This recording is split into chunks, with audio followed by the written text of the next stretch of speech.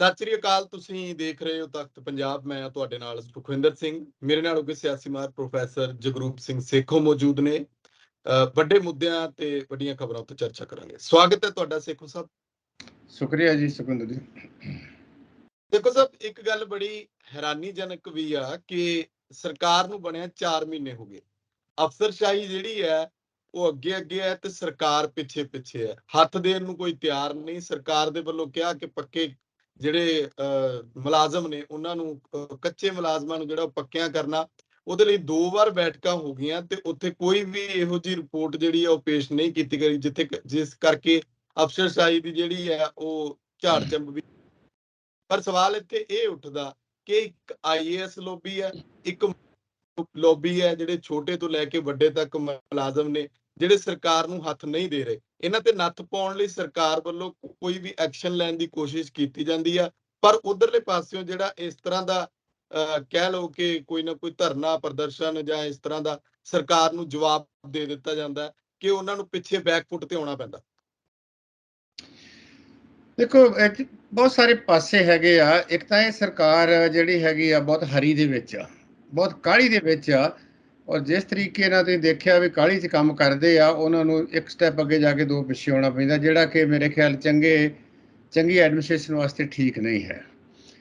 ਦੂਸਰੀ ਗੱਲ ਇਹ ਹੈਗੀ ਆ ਕਿ ਕਿਉਂਕਿ ਪੰਜਾਬ ਦੇ ਵਿੱਚ ਜਿਸ ਕਿਸਮ ਦਾ ਬਿਊਰੋਕ੍ਰੇਸੀ ਦਾ ਢਾਂਚਾ ਰਿਹਾ, ਖਾਸ ਕਰਕੇ ਅੱਤਵਾਦ ਦੇ ਸਮੇਂ ਤੋਂ ਬਾਅਦ, ਔਰ ਜੇ ਥੋੜਾ ਹੋਰ ਪਹਿਲਾਂ ਲੈ ਲਈ ਉਸ ਸਮੇਂ ਤੋਂ ਬਾਅਦ, ਅੱਤਵਾਦ ਦੇ ਸਮੇਂ ਤੋਂ ਬਾਅਦ ਇਹ ਬਹੁਤ ਜ਼ਿਆਦਾ ਬੇਲਗਾਮ ਹੋਈ ਆ। ਬਹੁਤ ਲੰਮਾ ਸਮਾਂ ਇੱਥੇ ਪ੍ਰੈਜ਼ੀਡੈਂਸ਼ੀਅਲ ਰੂਲ ਰਿਹਾ, ਪੋਲੀਟੀਕਲ ਲੀਡਰਸ਼ਿਪ ਹੈ ਨਹੀਂ ਸੀ 80s ਦੇ ਵਿੱਚ, ਤੇ ਇਸ ਕਰਕੇ ਇਹਨਾਂ ਨੂੰ ਕੋਈ ਪੁੱਛਣ ਵਾਲਾ ਨਹੀਂ ਸੀਗਾ। ਇਹ ਮਾਈ ਬਾਪ ਬਣ ਗਏ। ਔਰ ਖਾਸ ਕਰਕੇ ਜਦੋਂ ਜਿਹੜਾ ਹੈਗਾ ਅਸੀਂ ਦੇਖਿਆ ਕਿ ਪੁਲਿਸ ਜ਼ਿਲ੍ਹੇ ਪੈਦਾ ਕਰ ਦਿੱਤੇ ਬਹੁਤ ਸਾਰੇ, ਜਾਂ ਜਦੋਂ ਸੈਂਟਰ ਗਵਰਨਮੈਂਟ ਦਾ ਸਿੱਧਾ ਅਧੀਨ ਹੁੰਦਾ ਸੀ, ਕੋਈ ਪੁੱਛਣ ਵਾਲਾ ਨਹੀਂ ਸੀ, ਗਵਰਨਰ ਦੇ 4-5 ਐਡਵਾਈਜ਼ਰ ਹੁੰਦੇ ਸੀ, ਉਹਨਾਂ ਨੂੰ ਇਹ ਮੈਨੇਜ ਕਰਦੇ ਰਹੇ। ਇੱਕ ਤਾਂ ਬੇਲਗਾਮ ਹੋਈ ਤੇ ਕਰਪਸ਼ਨ ਉਦੋਂ ਉਸ ਸਮੇਂ 'ਚ ਬਹੁਤ ਇੰਸਟੀਟਿਊਸ਼ਨਲਾਈਜ਼ ਹੋਈ, ਕਿਉਂਕਿ ਉਸ ਸਮੇਂ ਤੋਂ ਬਾਅਦ ਪੰਜਾਬ ਜਿਹੜਾ ਸੀ ਉਹ ਪੁਲਿਸ ਸਟੇਟ ਬਣ ਗਿਆ।